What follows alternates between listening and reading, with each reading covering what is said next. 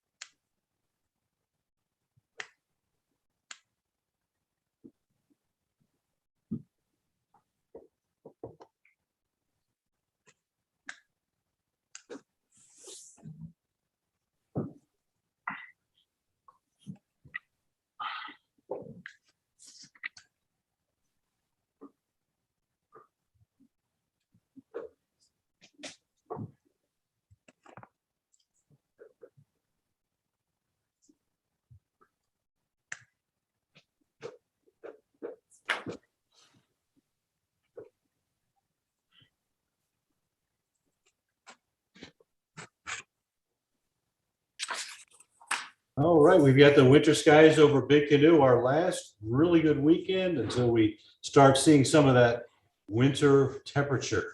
So here we are, Big Canoe at 5 p.m. Okay, thanks, Tim. Well, you can see from our agenda that we do have a number of very important topics to talk about tonight. And under Section 5 business, we do have some votes that we need to take for approving the finance chair and vice chair, as well as 2 architectural environmental control members for 2022. And then, of course, Amy is going to review the proposed bylaw changes for the ballots that you all have received over the last couple of weeks. So we'll begin with Scott's administrative report. Thank you, Candace. Good afternoon, neighbors. As Tim said, we're now counting down days till spring. So, Kat, you can go to the first slide for me. Thank you.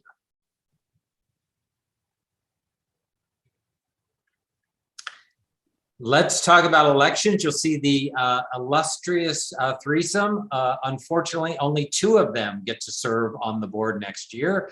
2 are lost in an inside joke, and 1 is looking very thoughtful. So please, please, please, please, please look for your ballots in your mailbox. It's incredibly important. The 3 candidates all did their final session on November 11th at the Beach Club. That is posted online and was a really, really good and well-attended session. Equally important, there are 8 amendments to our bylaws. This was put together by a group of property owners who worked on the governance task force under Amy Troffenbaum.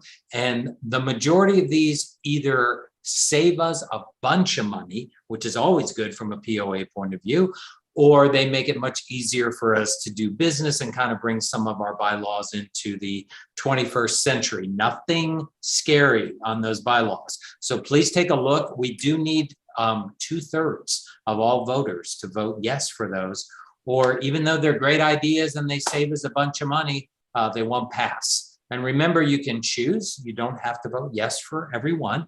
They are a menu, so you can go through, read the voter's guide, decide which ones you're comfortable with. and please, please, please vote. Next slide.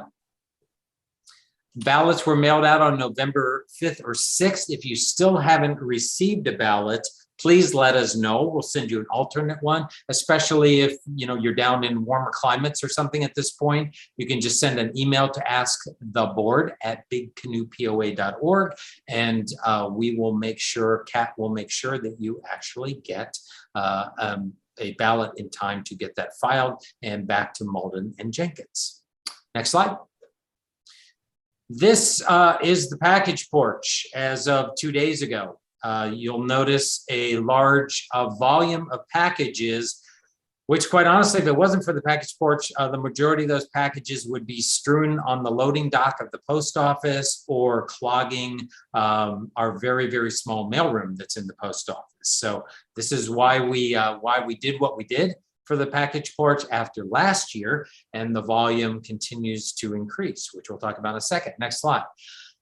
I would love to be able to tell the whole community that I know exactly what is happening with Amazon.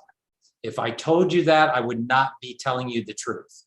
So the issue is that Amazon several weeks ago set up a brand new hub in Alpharetta.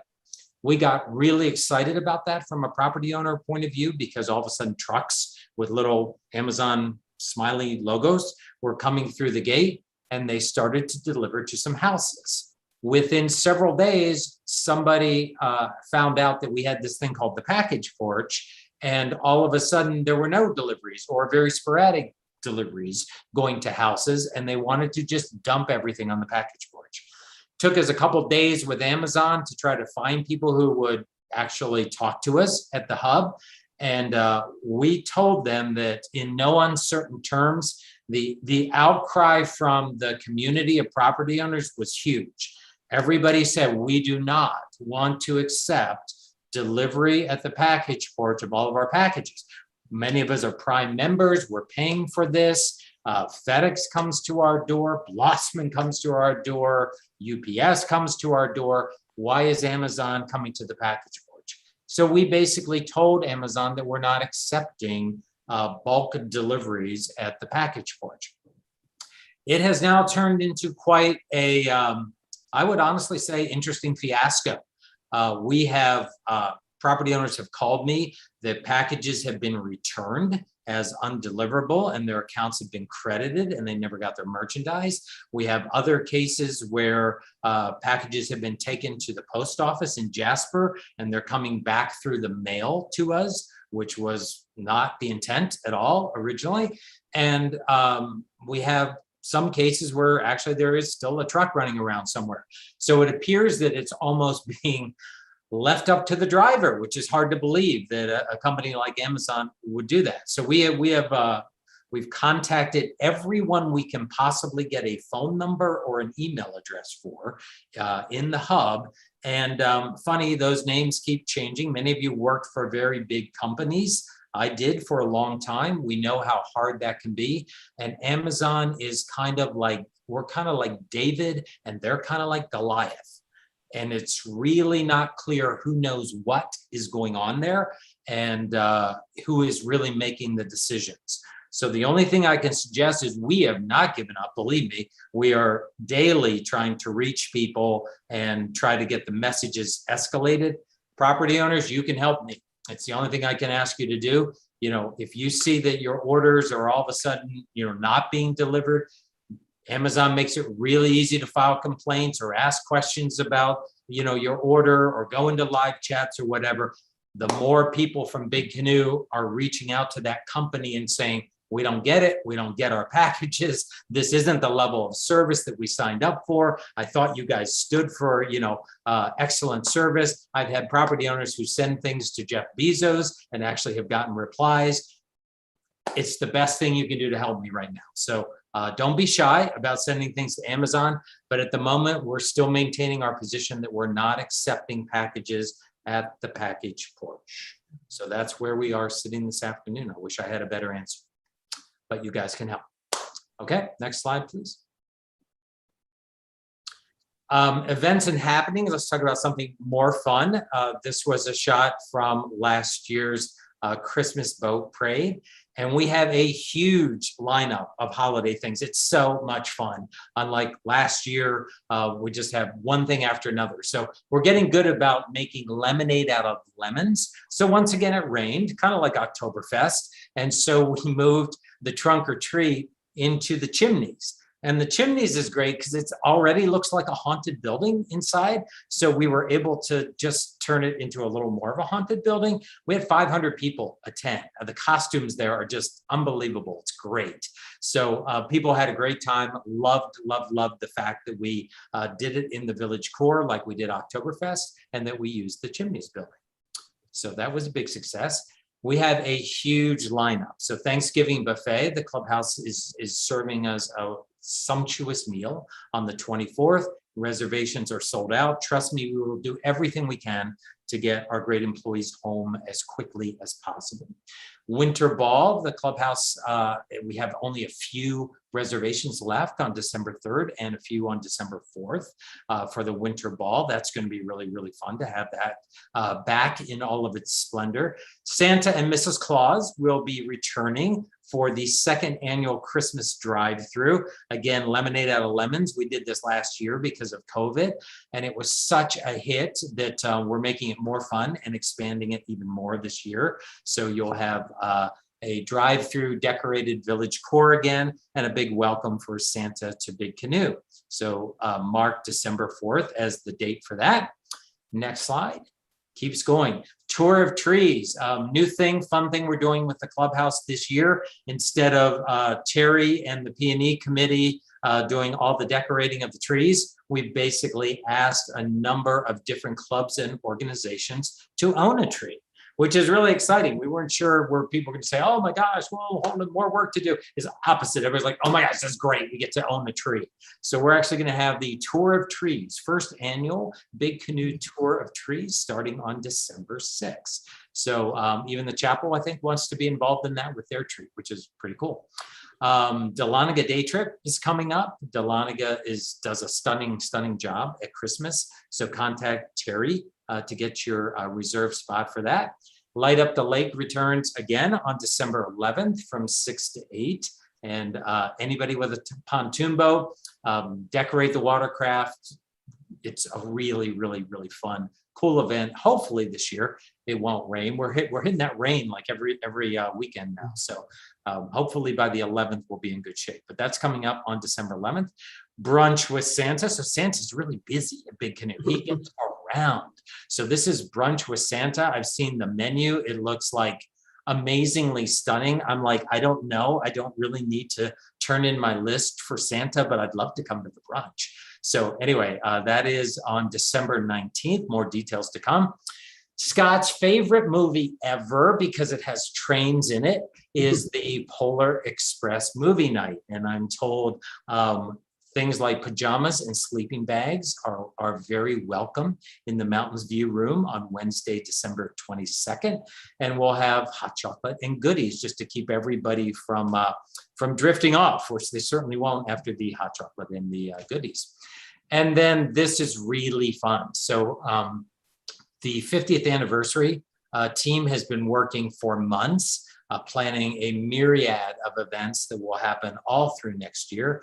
For those of you who may have missed it, 2022 is the 50th anniversary of Big Canoe, which is just an amazing thing in and of itself, and super exciting, and something we're going to celebrate all year. And it kicks off on Friday, December 31st in the clubhouse, starting at 7 p.m. The reservations are now being accepted. That is only one night. That one's going to sell out really fast. So get off the call right now. Send something in to anniversary at Big Canoe POA. You can watch this later on YouTube. Make sure you get your reservations in.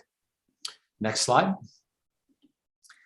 Public Works, we'll do a quick update. It's only been 3 weeks since we did our last meeting because of Thanksgiving. We're a week earlier, but the main thing has been blowing leaves off of our 88 miles of roads and all of our fairways. Matthew Parks told me today, Matthew is a certified plant geek, and Matthew told me that 3 years of heavy rains and over normal rains makes the leaves very, very lush. And so we have a record bumper crop of leaves this year. And so that's keeping us very busy. So if you kind of look at your front yard and think like, why are there so many leaves? There's actually a scientific reason why there's so many leaves. We've also started, on my list forever, has been cleaning up all of the rock walls and rock work that makes Big Canoe so special. And so we've been out pressure washing, and it's amazing when you take the grime off. The rock looks stunning, beautiful colors, and it's just really interesting patina. So that's been happening. You can see that at lots of different rock walls around the community. So that's going on. Next slide.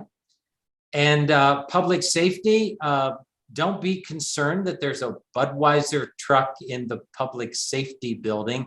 That's a technique that public safety uses to recruit volunteers. No, I'm actually kidding. That was from when we needed to bring in emergency water, believe it or not, way back when. So I said, wow, Kat, where'd you get that picture? Why is there a Budweiser truck there? But it was filled with water, honestly. Next slide, though. This is, we did this last month for the first time. People really loved it. So let me give you the dashboard for the month of October. So we had a total of 59 calls. 7 of them were fire calls. 37 were EMS. Dawson responded to 10. Pickens responded to 11. Big Canoe only responded to 16. So as usual, the majority of the reason that we have those fantastic EMTs and firefighters on campus is they help us tremendously with the EMS calls. We did have 15 rules and regulation calls, generated 5 citations. Remember, if there's a noise call or something and we go out to a house and it's the very first time that's happened and the people are very cooperative, then that's the end of it. We're not going to send them a citation. If it's the second or the third or the fourth time, then they will definitely get citations, and those fines escalate each time. So 5 of the 15 actually generated citations. And then our traffic trailer is in full swing. We generated 38 citations in the month of October for speeding violations. We threw down there, that is $1,975 of revenue from traffic citations. That's not why we're doing this. This is not a huge money maker, but it does help offset the cost of the traffic trailer. We're doing it for safety, and we're doing it for enforcement. And in all the public meetings we've had and strategic planning meetings and things like that, public safety and enforcement are one of the top things that people want to see. Out of all of the citations, 28 went to residents, 12 went to guests, and 3 went to contractors. And with the traffic citations, we had 47 citations as of September 30th. We're up to 90 year to date. So you can see our strategy is to ramp this up, not to be mean or anything, but to basically enforce the rules and regulations, which is part of why we all moved here. Next slide. New fire engine, very exciting. First new fire engine since the very, very, very, very first fire truck 50 years ago. Everything else has been a hand-me-down secondhand fire engine. This one has been designed specifically for Big Canoe, for our roads, 4-wheel drive, the needs of our pumper trucks, all of the above. And that's it. So it is like everything in this COVID world or post-COVID world or slowly dying out COVID world, everything is behind. So this should have been pictures I would have showed you last summer, but it's coming. So it is being assembled. We're looking probably at an early first quarter now delivery of everything, but it's really exciting because we went through a great process with public safety and John Kaufman stepping in from the finance committee, really looking at how to do this, how to do it correctly financially, and how to spec it out for what we really needed. So this is going to be a big deal. We will certainly have an open house and kids climbing on the fire truck and grandkids on the fire truck and stuff like that, because this is going to be something to be really proud of when it gets here. Next slide. Sales report. I'm going to do this this month for the POA and probably subsequent months. We want Mike Ziegler's time in the future to be true developer reports like they used to be, and not just talking about sales. Sales are great, but there's more interesting things to talk about. So 35 closings took place basically in the month of October. 26 were homes, 9 were lots. The average price of homes sold were $584,528. And I like this graph. Jane uses this in our admin report and our metrics, because you can, the engineer looks at this and says, yep, I can fit a line to that pretty quickly. So you can see where we've been and how that's been rising over the last few years. Obviously, total lots and homes up very slightly, but up tremendously from where we were in 2015, 16, 18, 19. So that continues. That's a good trend that we all like to see. And next slide, please. We're gonna now zip over to financial results for October. So before I do that, I'll just ask the board and anybody, is any questions whatsoever about the admin report? Okay. Good. That hawk looks very, very, very serious. That is a beautiful picture of a red-tailed hawk. I look. By the way, when we put this together, Catherine Dye, our 6-month-old now employee, just does an amazing job of helping me put these together. And the pictures just, I look at these and I'm like, oh my gosh, are we blessed to live here or what? This is just, it's nuts. We can make even financial results look, you know, really fun to talk about. So it's fun to put these together. So next slide. October Amenity Net Income. So this one's really fun to talk about. We'll start with the month of October. The net income for the clubhouse was a positive, you'll notice there's no brackets there, a positive $97,657. Almost all of that was a positive variance to the budget, because the budget was originally like losing about 1,000. The fun thing is, if you look at the note below, the Black Bear Pub revenue is actually over 2019 numbers. So sometimes, again, you see a lot of stuff on Facebook which may not be quite true. So we actually eclipsed the 2019 numbers in the pub and crushed the banquet revenue. So basically 119,000 versus 36,000, which was in the plan. So dramatic, great results, both on the banquet side and the a la carte side, which is always good to see. Maintenance was $12,000 negative on variance. That's golf, including golf maintenance. We lost 6 days to weather in October. And so cart rental was down by 12.7K. So almost all of that is just due to the fact that there were 6 days where you couldn't go out. Wellness center is basically 13,000 off of plan.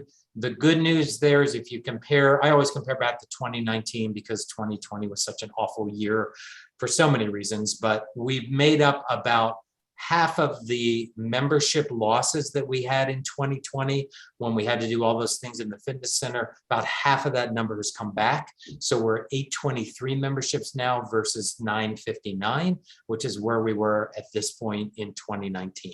So we're coming back. Racquet Club did well. Swim Club, 11,000 to the negative. You say, how could we possibly be doing that in October?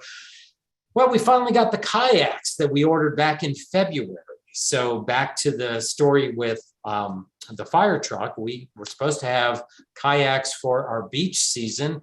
And very unfortunately, we didn't have that much of a beach season, but we didn't have the kayaks either, and they finally arrived. So we are well set now with watercraft for a really excellent 2022 season.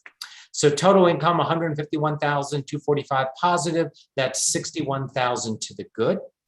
Year to date, this is the funnest thing I will probably say today. The clubhouse has a positive year-to-date number of $56,480. Positive year-to-date, $56,480. That is a variance to the budget of $330,000 to the good, and just wonderful performance, especially in the middle of an absolutely insane year where cost of sales is going up, supplies take longer to get, and labor has been at an all-time just ridiculous situation. So kudos to the clubhouse staff for pulling that off. Total income at the bottom is 654,680. That's 536,000 to the good year to date. Variance to 2020 year to date is 655 to the good. So amenities are doing quite well for us this year. Next slide. We always talk about food and beverage. Again, this one's fun. Starting at the bottom, food and beverage net income was a positive 97,657 in October, which means you're actually making money. You're making 35 cents on every dollar we sell. So operating costs were 14%. Labor was a horrendously low 29% versus a budget of 56% of actual revenue. Cost of sales was in a great position, very, very similar to last year. Payroll costs, the way that worked is because we did some very big banquets, which unfortunately in weddings, which forced us to close the clubhouse, which is not something we want to do again. And remember, the board made the change to not have non-property owner weddings and banquets will not take place again in 2022, just because our facility can't handle it. When we have these big events, we have to close the veranda. That means we close the restaurant. So we got all the revenue, but we had to close basically, and we just took the same staff and moved them from a la carte over to the banquets. So that keeps your payroll cost percentage really low, but it closes the a la carte restaurant, which is not exactly delighting anybody, but worked well for us financially, but it's not a good strategy. So we're still missing right now 1 front of house supervisor, 1 dishwasher, 1 bartender, 1 cook, and 4 servers. So those are the people that we are looking to find. Year to date, we are 56,000, again, positive, which means 97 cents on the sales dollar. And our percentages are where they should be, with the exception of labor, which continues to run way too low. Next slide, please. October total financial summaries, nothing too interesting on general operating revenue, a little bit positive. Operating expenses were 24,230 to the negative against budget. And a lot of the same explanations we went through in September, they're down below there. Administration salaries will always be, for the rest of this year, off of plan because of some changes to the GM. We added a director of engineering and operations to handle the myriad of projects we have. We did get a little benefit in October because of Jason resigning and going on to follow his entrepreneurial dreams. Public Works is running to the good all year long on garbage and utilities. Quite frankly, the reason is because we're in a post-COVID environment and more people are out and about, and therefore our garbage volume is a little bit lower than it was in 2020. Public safety, 17.7 to the negative. That was the fact that we made mid-year wage adjustments in order to staff the main gate. The North Gate 24/7, and also that we added the package porch employees. And from the pictures you saw before, that's why we added the package porch employees. And POA activities did really well.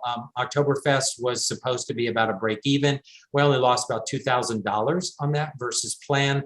And that was despite having to totally redo everything about Oktoberfest in about 3 days and hit a home run in the middle of doing that.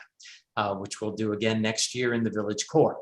So the amenity net income was a positive 61,000, as we talked about.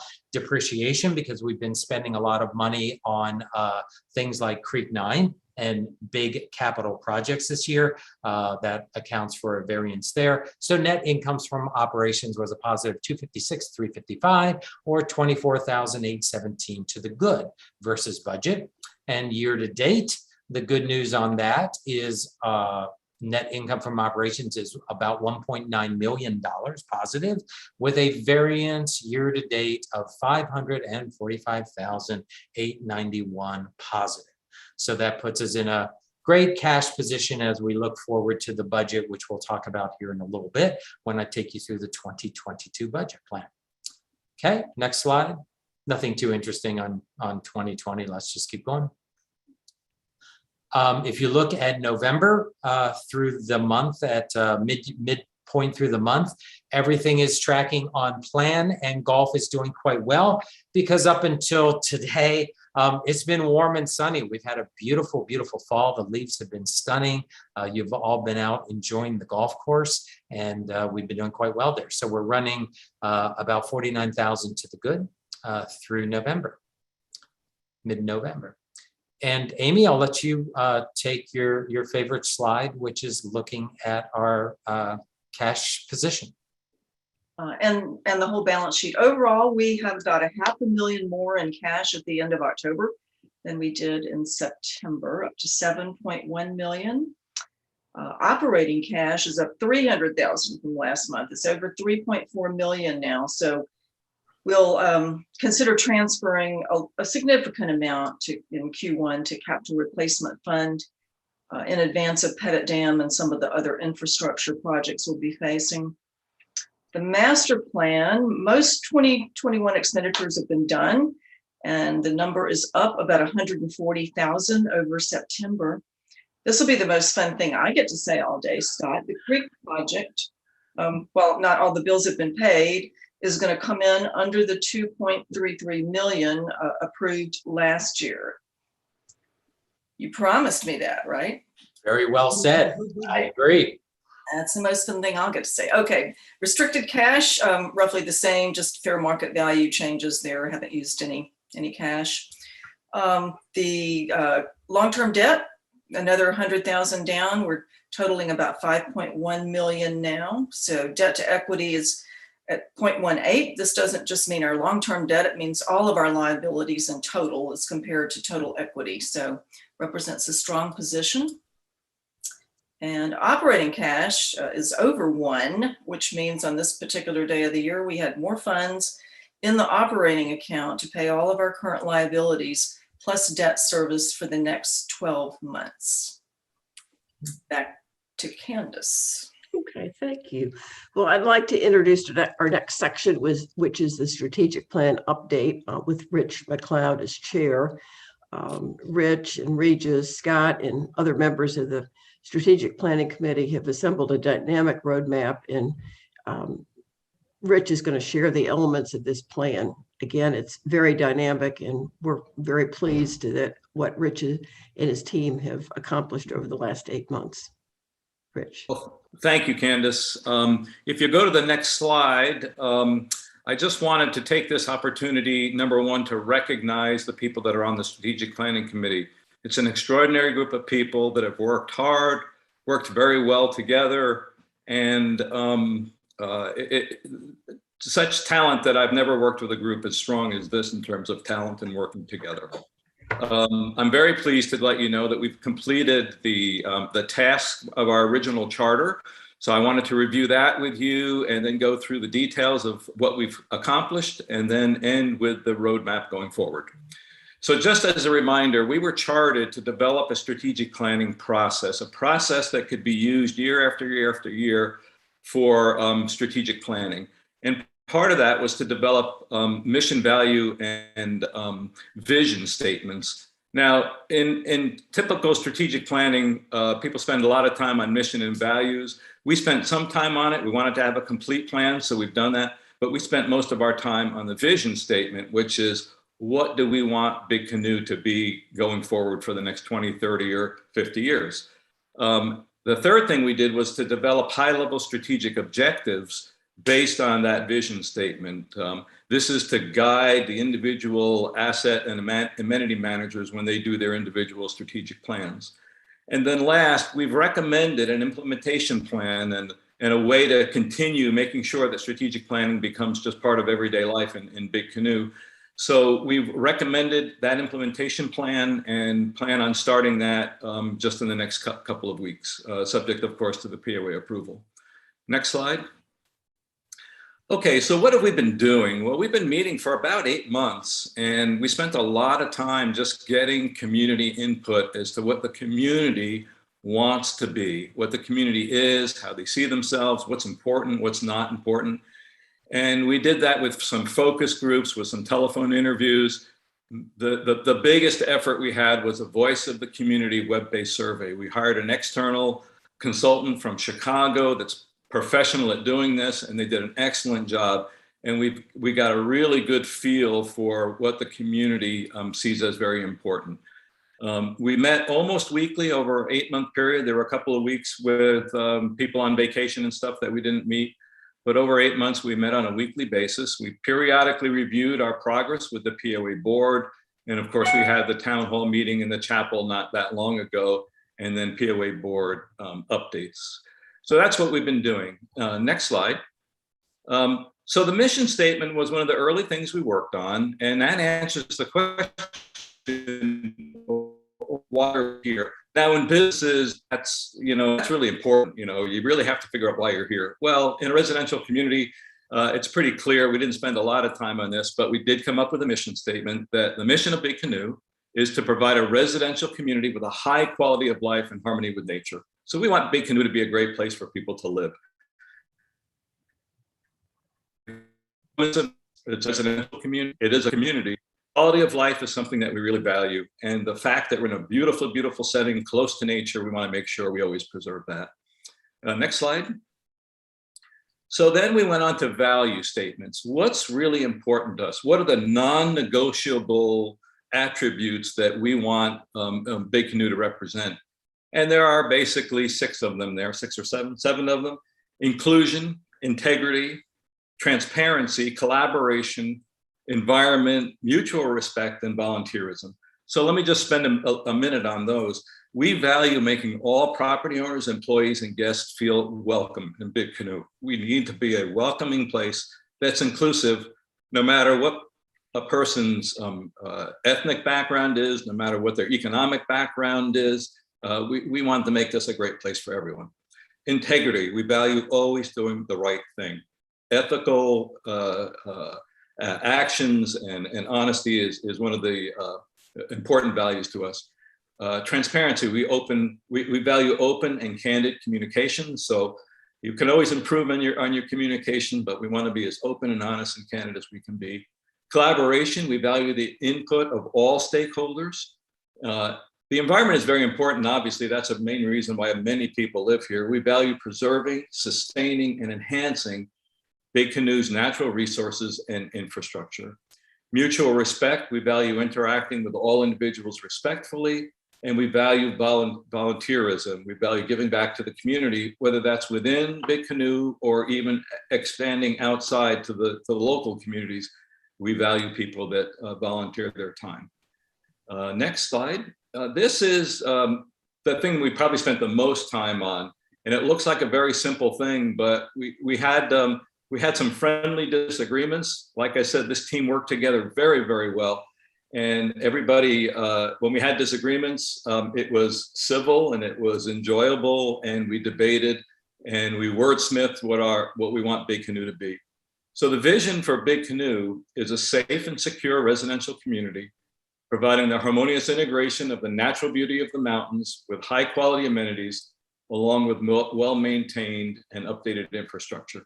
So where did this come from? Mostly this just came from the voice of the community. This is what people told us they want Big Canoe to be. And one of the top things was a safe and secure place. So safety, and Scott talked about that a little bit with the reinforcement of the rules and stuff. Safety is very important to the residents of Big Canoe.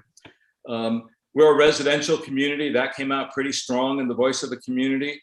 While we have, and we're blessed with resort style amenities, we are really a residential community. It's very important that we maintain our harmony with nature, with the wildlife that we have and with the beautiful trees and stuff. So we want to maintain that. High quality amenities was probably the #1 thing, the thing that was important to people in Big Canoe. But the reason why many people are in Big Canoe is we have some great amenities, and then a well-maintained and updated infrastructure. I was just with somebody that's not from Big Canoe yesterday playing golf, and they said they can't believe how nice the roads are, the fact that there's no power lines all over the place, and we want to make sure we maintain and update that infrastructure. So that's what we want to be going forward. What do we focus on to achieve our vision? These are the high-level objectives. We want several high-level objectives that kind of drive everybody's strategic plan. And so we concentrated on 5 areas: assets and infrastructure, safety, governance, employees, and property owner experience. Next slide, I'll go into the detail of that. So yeah, there we go. So here are the high-level objectives. One of the things we want to do is have continuous improvement of all amenities and infrastructure and preservation of the natural environment. So we don't want to wait until our amenities and infrastructure are tired and falling apart. We want to continuously improve those on a day-to-day basis. We want to enhance the well-being and safety of all property owners, guests, and employees. We want to make decisions for the governance of Big Canoe in a transparent, ethical, and fiscally responsible manner. And we want to create a culture that attracts and retains engaged and motivated employees. And lastly, we want to enhance every aspect of property owner and guest experience at Big Canoe. So those are our high-level objectives. Next slide. Okay, so the actual strategic planning process then has 4 elements to it that and asset managers will put into practice in order to develop the end result, which is number 4, their action plans or their work plans. So I'm not going to go into the details of these, but it starts with a SWOT analysis. That's just understanding what your current situation is. We have a gap analysis. It defines the difference between our current situation, where we are and where we want to be. That's our vision. Define the objectives and set some goals. And we're using SMART goals. And again, I won't go into details of that, but it's in our manual to close the gap. And then finally come up with detailed action plans to achieve the goals and manage them in a timely manner. So that is the overall process. Next slide. Okay, so what we've done is we've actually put together about a 22 or 23 page manual on how to do the strategic plans that need to be done. And so who's going to do this? Well, we're going to have a strategic plan for each of these elements. For the amenity managers, that includes the golf club, food and beverage, marina, membership, racket club, and the wellness center. Asset managers and others, and I left one off of this, golf operations. You've got the golf club, that's the playing of the golf. The golf operations is maintaining the golf course itself, landscaping, public safety, and public works. And then human resources. All of these managers should have a strategy for each of their areas that is in complete alignment with the vision and supports the individual high-level strategic objectives. So we're gonna charter them to go and put a plan together and tell us how what you're gonna do over the next year or 2 or 3 years is going to support the vision and how it's gonna support the high-level objectives. We're also asking the long-range planning committee to use the same format, the same templates that we put together in the manual for the master plan, and even ask the POA board, would you please use our strategic planning process as you look at your strategic initiatives and put them through the same filters and the same templates. Next slide, please. And so what's next? Well, we've actually completed what we set out to do. We've completed a manual, we've done the vision statement and the high-level strategic objectives, but now it's time to do the work. Now it's time to actually do the strategic plans. So here's our plan. In the next week or 2, the marina is going to trial the process that we've described in our manual. We're going to use them as guinea pigs to see if we've missed anything in the manual to make sure that it's clear and it's obvious what people need to do. So we're going to do that the first week in December. We're assigning strategic planning coaches for each of the amenity and asset managers. These are 4 people that come out of the strategic planning committee that have agreed that they will work with those amenities to help them complete their strategic plans. We're going to have a training session the first week in the month of January for all the asset and amenity managers. We will include anybody from the POA board that wants to attend that, as well as the new asset or amenity director and the director of operations. The asset and amenity managers are then asked to complete their strategic plans by the end of the first quarter. So by March 31st, we should have a whole pile of strategic plans. The long-range planning committee will use those templates to prepare the master plan in this new format by the end of the first quarter. And then the question is, well, who owns this? Now that the strategic planning committee is done with its work, who's going to be responsible for making sure that this actually gets done on an annual basis? And Scott, who was a member of our committee and a very, very valuable, had a lot of valuable input for us, he says, I own it. I'm the one that should make sure we get this done. We're very pleased with Scott's support of the strategic planning process. The annual census and satisfaction surveys, that'll be done annually. And again, that will be the responsibility of the general manager. We will recharter the strategic planning committee and do voice of the community surveys on a regular basis, but it shouldn't change all that much. So we are recommending that every 5 years, the POA board recharter another committee to go and refresh it, look at it. Are we still on track? Has the vision changed at all? Are the high level strategic objectives still the same? Make sure we do that every 5 years. And then we want to review and update the mission values, vision and high level strategic objectives every 5 years. So that's the plan to keep this thing going into perpetuity. Okay. Do you have any questions? Okay, Rich, thank you. I really don't have any questions, but I would like to comment. I, of course, was a member, the board liaison on this committee, and I think you and the team really knocked it out of the park on this. I, in my prior life, was responsible for strategic planning for a very large company. And I think the job that was done with our strategic plan was every bit as thorough and professional as I was used to in private industry. And I think having this plan, it's kind of like our guiding star. This is our compass. This is what Big Canoe wants to be. This is the track we're on, and it's going to be extremely important, probably now more than ever, with some of the changes that are looming on the horizon. So hats off to you. Great job to you and the property owners that participated in the process. Thank you, Regis. Thanks, Regis. Well done, Rich. Yeah, totally agree. Well, as an introduction to the 2022 budget, I'd like to mention that the budget process, which you all may or may not be familiar with in our community, that it actually begins in July. And Scott and his staff are probably logged in collectively hundreds of hours to create the budget book, which went through a number of versions.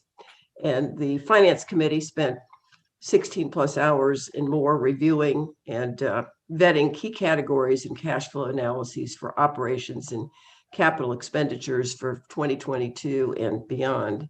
And then these were reviewed by the board over the course of 2 extensive meetings.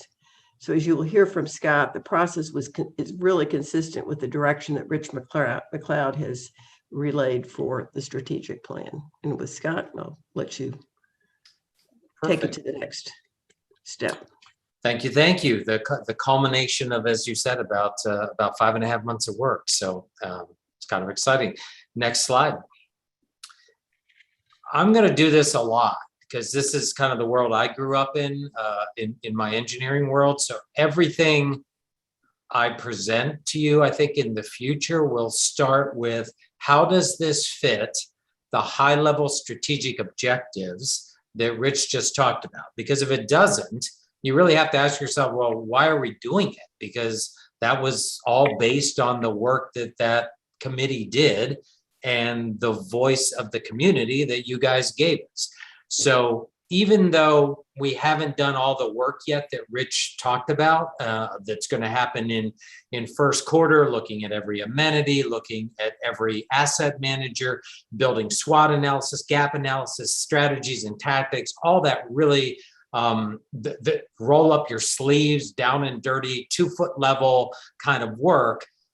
I knew what was coming. So as we built the plan, I was on the strategic planning committee. So I was always thinking, how do we do the budget to make sure that we're focusing on our assets, our safety and security, our governance, especially communication and transparency, our employees, because without employees, we have nothing, and our property owner experience. And so what I did a little differently this year is as I go through the budget, I'm going to show you how the things that make up the budget fit into each of these categories. So we'll see how that works. Next slide.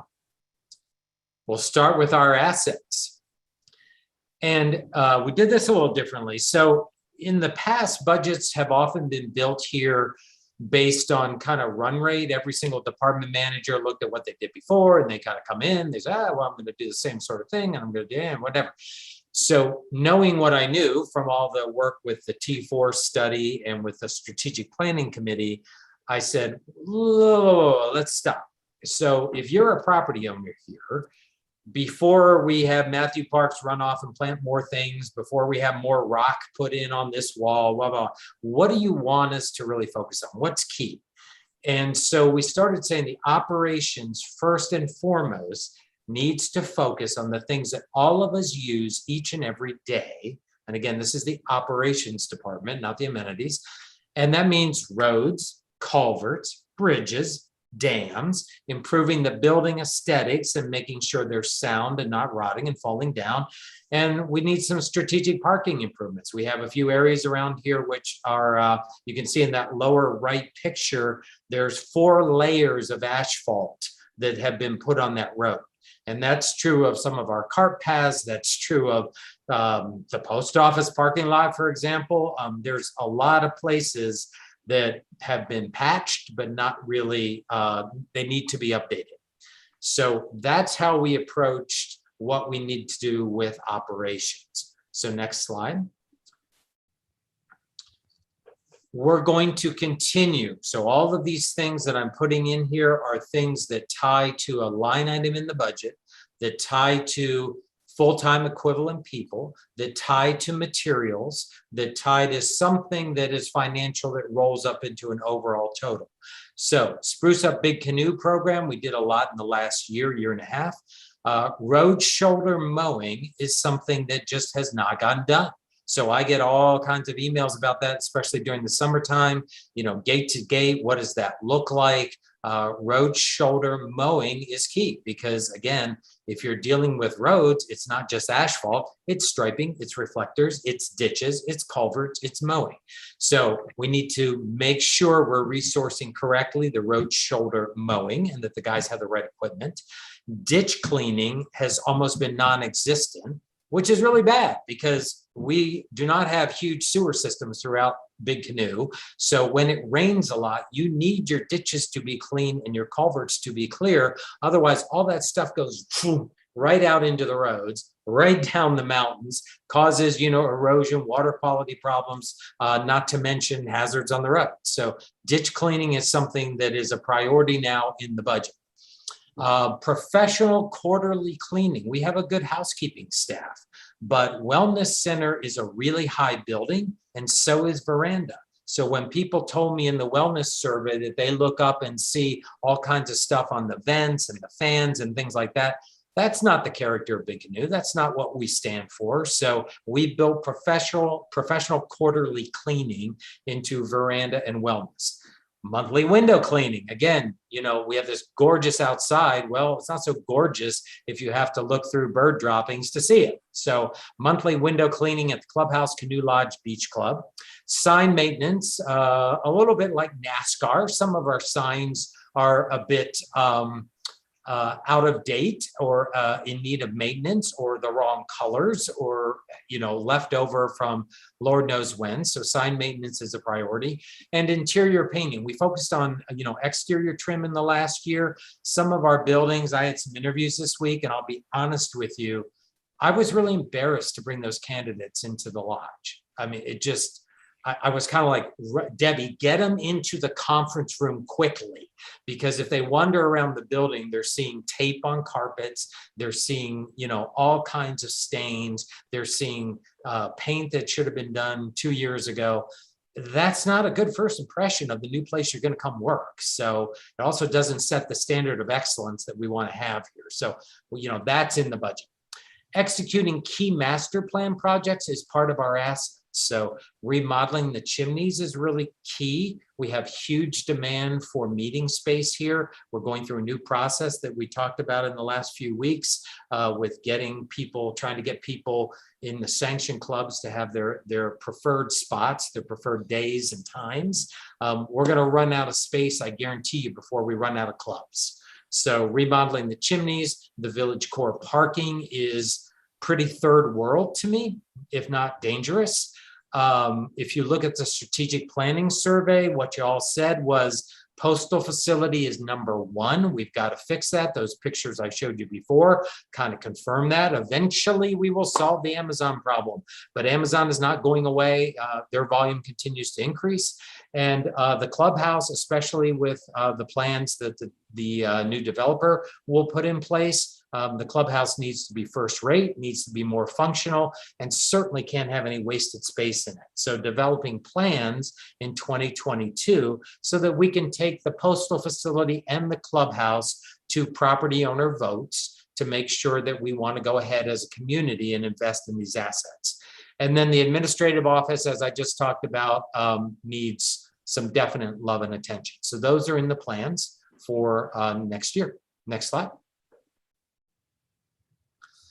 The character of Big Canoe is a document. It needs to be more than a document. So the Conservation Committee has over the years kind of swollen to a huge size and then sort of collapsed.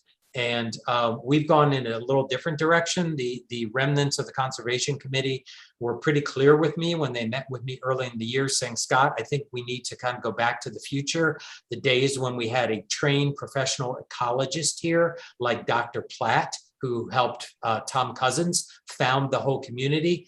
So we have gone out and located the former director of Georgia Forest Watch. His name is Jess Riddle, very, very, very accomplished, well thought of, recently director of the Forest Watch.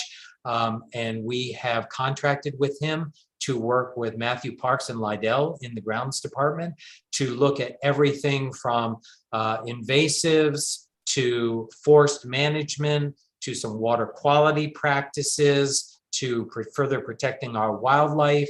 And he'll put together a very comprehensive view over the next 6 months for us. And then it's our job in operations to execute that plan. So that is built into the budget. And we're very thankful that the Conservation Committee folks that are remaining pointed us in the direction of getting hold of Jess. We established, as I mentioned before, a few weeks ago, a new grounds department under Lydell Mack that brings golf maintenance and landscaping into one organization under Lydell. It will drive efficiencies. It will drive better use of tools and tracking, which Lydell did quite well in the golf maintenance area. We will expand that further now into the rest of public works and give some great career opportunity growth for some of our folks so that hopefully they stay with us for many, many years to come. We have Hemlock Treatment built into the 2022 plan. That's $50,000 to get rid of those terrible little woody adelgid things, which, as many of you know, we have one of the best and biggest hemlock stands in the Southeast is in Big Canoe, and it's our job to protect that for the future. So that is what that investment does for us. Next slide. And I want to talk about capital replacement. We normally spend about $3 million a year on capital replacement. This year, it will be $6.5 million. And we've also clarified something. Everybody always gets confused about, well, where's the dam? Is that a master plan item? Blah, blah, blah. We put it in, it's been moved to capital replacement where it belongs. It is not optional. We are going to take care of the dam. We are working hand in hand with Georgia Safe Dams. We're going to talk a lot more about that at the annual meeting. We'll actually have Geosyntec with us at the annual meeting and be able to show you guys exactly what the plan is for 2022. But it's not optional, like a clubhouse is optional. A pettit dam is not optional. So it's in the replacement capital. So the largest items totaling $5.255 million are really on this one thing. So it's not like we have a million small projects totaling $6 million. We have one page of projects totaling 5.2 million. So Pettit Dam will cost us about 1.3 million next year. Road paving, we have 800,000 invested, and that's part of the ongoing process where we rate every road and we get after the ones that are not at the condition we need. That list is getting smaller and smaller. So we're doing a really good job with the roads. Rich McLeod talked about that earlier. Beach Club extension, that's a fancy word for the area that goes from the beach at the beach club the walkway that goes around, crosses Disharoon Dam and gets kids safely to the rock slide. When we had Disharoon Dam drained, when we had Lake Disharoon drained, we got a firsthand look at the condition of that whole seawall, walking structure, canoe launches. It is decrepit would be the polite way to put it. Now, originally that was in the plans for this year's capital. Given the magnitude of the work required, it's now in next spring's capital before we open up Lake Disharoon for the summer. And as I mentioned before, tremendous headwinds on this budget. Every single thing is just going up and up. Contractors are busy, supplies are hard to get, quotes are very, very few and far between. That beach club extension is now looking at to be a $700,000 expense for us. That will set us up so that we have a permanent seawall there. It will last forever. We will have good safety where right now the kids are walking on rotted carpet, rotted decking with carpet on top of it. It's just, it's abysmal. We need to fix it. Marina Seawall, same problem. That was not even in the budget originally for next year or this year. The Marina Seawall is all a timber wall along the front of the marina. That's one of our favorite amenities. That wall is collapsing. It needs to be taken care of. Same exact thing, modular block seawall that will last for the next 50 years. That's probably a $600,000 project. We have to finish Lake Disharoon, so we're scoping out now the dredging that we've all talked about. That was supposed to be $500,000 this year. Given schedules with dredging and things like that, it'll be into next year. So some of these things are moving from 2021 to 2022. The dollars are moving with it. When Amy said we'll transfer a big chunk of money into 2022, we will. So not all of these are incremental expenses. They're just moving to a different year. Road shoulder refurbishment. As Anu has gotten into his job, Anu Saxena as our director of operations, just like the board years ago started to have operations look at the roads, we've been looking at the road shoulders. We've been looking at the culvert situation. The road shoulders, in many cases, if you drive out of the covered bridge towards the main gate on Wilderness, you'll see sections of large cracks that are forming. That means that road is trying to start moving. It's heading towards the stream. So we can't allow that to just continue to happen. So we're building a multi-year plan. So in the future, you'll hear us talk about road paving every year. You'll also hear us talk about road shoulder refurbishment and culvert replacement. So we don't just ignore the corrugated metal pipes that we have all over this place, just like the one that got us with Lake Disharoon. We have other culverts that we know need to be replaced. So that is built into our thinking going forward. We have to replace the covered bridge on Creek, between Creek 2, really at Creek 2, and that needs to be done. It is definitely overdue, kind of like the infrastructure of the United States. That one's overdue on our bridges. Things like timber walls, in many cases, there's rotted timber walls. We've been working on timber walls at Buckskull the last couple of weeks. We have lots of timber walls around here that in some cases we'll be replacing with rock so that we don't have to go back in 5 or 10 years and do it again. And in some cases, it's just replacing the timber walls. Few other things there that aren't really worth a huge amount of time, but net, add all that together, that's 5.2 million of our 6.5 million expense. We're catching up on 50 years of infrastructure. We need to get Big Canoe ready for the next 50 years. So that's our assets. Next slide. Safety and security, as we've heard a couple times today already, and you've certainly heard at the candidates meetings, the folks that are running for office, safety and security is a big deal. And yes, it is. So moving forward, in the budget now, we have the full year of the additional public safety officer, which is 3 FTEs, because the EMTs work 24/7 shifts. We are manned at the main station 24/7 to take care of us. And we added 3 FTEs mid-year this year to get 1 24/7 person. Now we have the full year of those 3 FTEs next year. And you can see in the data I provided to you guys earlier in the admin report, it's already paying dividends. So we will continue to drive up enforcement. That's what that staffing was there for. Full year staffing of Northgate also continues now. It was half year this year, full year next year. And that lovely lady up to the right, honestly, she does not have horns or pitchforks or any kind of tails or anything like that. Trina is the lady, if you haven't seen her, you probably talked to her. She is the only person here responsible for 8,000 acres, 2,700 homes, compliance across those 2,700 homes, and working with all the builders who are putting on tons of additions of these homes, remodeling, and with the new developer, obviously there's going to be a lot more building going on.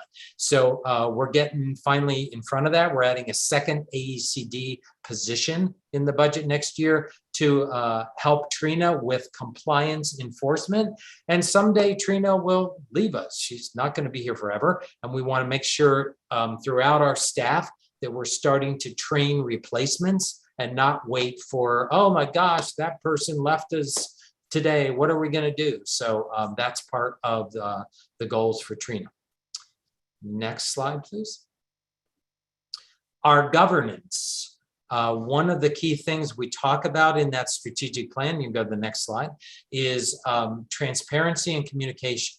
So I don't know about you, but every time I go on it, I can't stand our website and I can't find anything on our website. And I probably use it a whole lot more than you guys do. So, you know, we need to have full year event calendars that are easy to find. There's got to be a search function. So if you want to find the architectural guidelines for Choctaw, you can search on it and find it.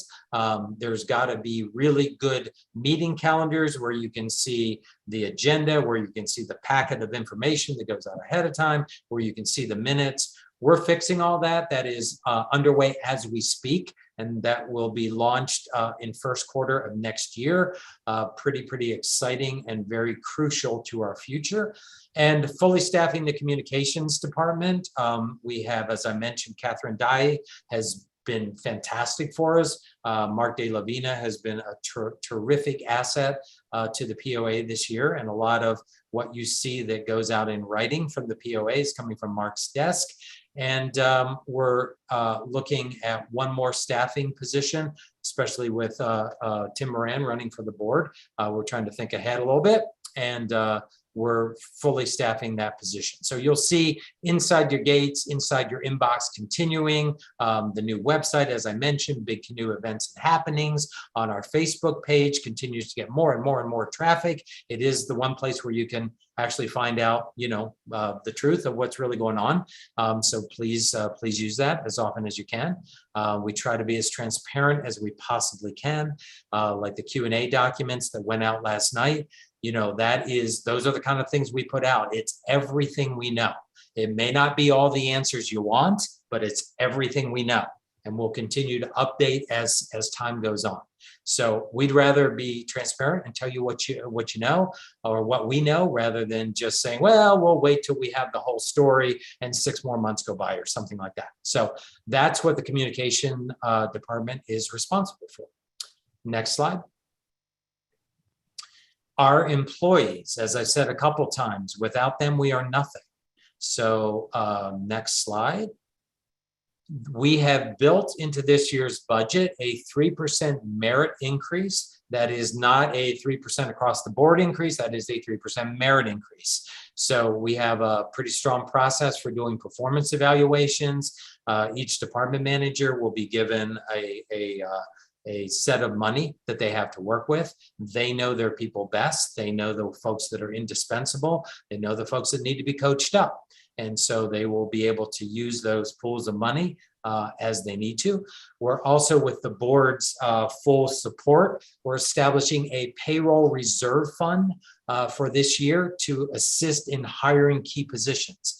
That is money that is not dedicated yet to a certain person, but if we get into the spring, and I'm sitting here telling you, we still can't open the food truck, or we can't do this because we can't hire people, because line cooks now cost $16, $17, $18 an hour because McDonald's is throwing money at people. If that happens, We will have a payroll reserve fund that we can go to help us hire key positions. Without the people, we suffer.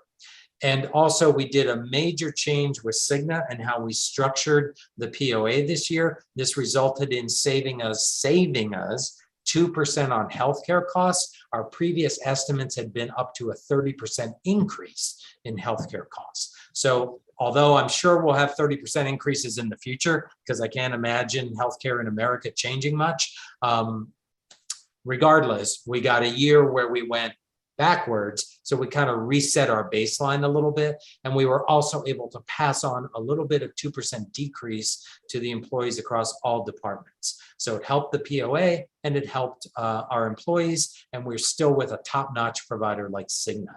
So that was a huge effort that we spent on this summer and this fall to get ready for the budget. Next slide. Property owner experience. I'll tell you, this is the section we probably spent the most time on, and that probably has the single most number of changes, and that Scott's really excited about. So let's go through this one. To begin with, we believe that the lodge and the admin building need to be open to property owners. We're bringing back a concierge position for POA administration. So yes, you will have somebody to answer the phone. If you have questions about how to get a transponder, if you have questions about, the latest thing that's happening, at the dump, if you're looking to get, the reservations for a key event or something like that, we will have a person that can help you. Right now, we sit in conference room meetings and poor property owners try to figure out which entrance to come in, and they're knocking on the windows. I mean, it's just not a good way to run a company. So concierge position is coming back. We are, way back when, a couple years ago, we used to have a membership director and a full-time cruise director, as I like to call it, an activities planner. Those positions, when COVID happened, were brought back together under Terry Sawyer. It's time to go back. So we will have a full-time activities planner. That person will work hand in hand with folks like the Bear Society to animate the community. You'll see in a minute, we have a very large entertainment budget built into the clubhouse. Whether you're talking about bourbon tastings, wine tastings, day trips to Dahlonega, fun events at the clubhouse, bands at the clubhouse. We want to have fun. It's part of why we came here. So this person will be a new hire for us, and that will be their full-time job. So I'm very, very excited about that. Membership director returns to the pre-COVID full-time position. It became impossible for Terry to do 2 full-time jobs. So when we got into great events like Oktoberfest or 4th of July or October or Trunk or Treat, then membership suffered badly. There was nobody to call. She couldn't have the meetings with all the people that we're selling houses to. Despite that, our membership numbers, as I showed you before, in things like wellness have gone up nicely, gone up really well in golf. So much more we can do with membership, and that position now returns to being full-time. We are tripling the property owner revenue for activities in 2021. So instead of like $70,000 that we'll do this year, we're doing about $210,000 of revenue in 2021 for property owner activities. A lot will be going on here, which ties back into the transparency and the website. You got to have an easy way to be able to say, like, what can I do this week? Because there's going to be like so many choices. And the very first thing we looked at is how can we increase non-property owner amenities day use fees. So day use fees for all non-property owner amenities have been raised. We started that a little bit this year. We went much further next year. Next slide. Food and beverage. There's Chef David, who is just knocks it out of the park every time I go there. The food is hot. It's wonderful. You all usually don't complain to me about the food. It's usually about hours, or I wish we could do the food truck. Me too. But it's not about David and the food. And we've come so far in the last year. And that's a credit to him and the team he's built, the guys you don't normally see who are in the back of the house. Food and beverage, open 6 days a week, expanded hours March through November. Snack bar returns to the beach club. Food truck, we didn't just park it out there because we had no place to put it. We parked it out there because the plan had been that it was going to be open all summer and it would be tied into all the fun we have with the new bocce court, with all the things that happen at Wildcat. You've got a new sports court out there. It's a perfect place for the summer. So God willing, we'll get some staff and we can open up the food truck at Wildcat for the summer.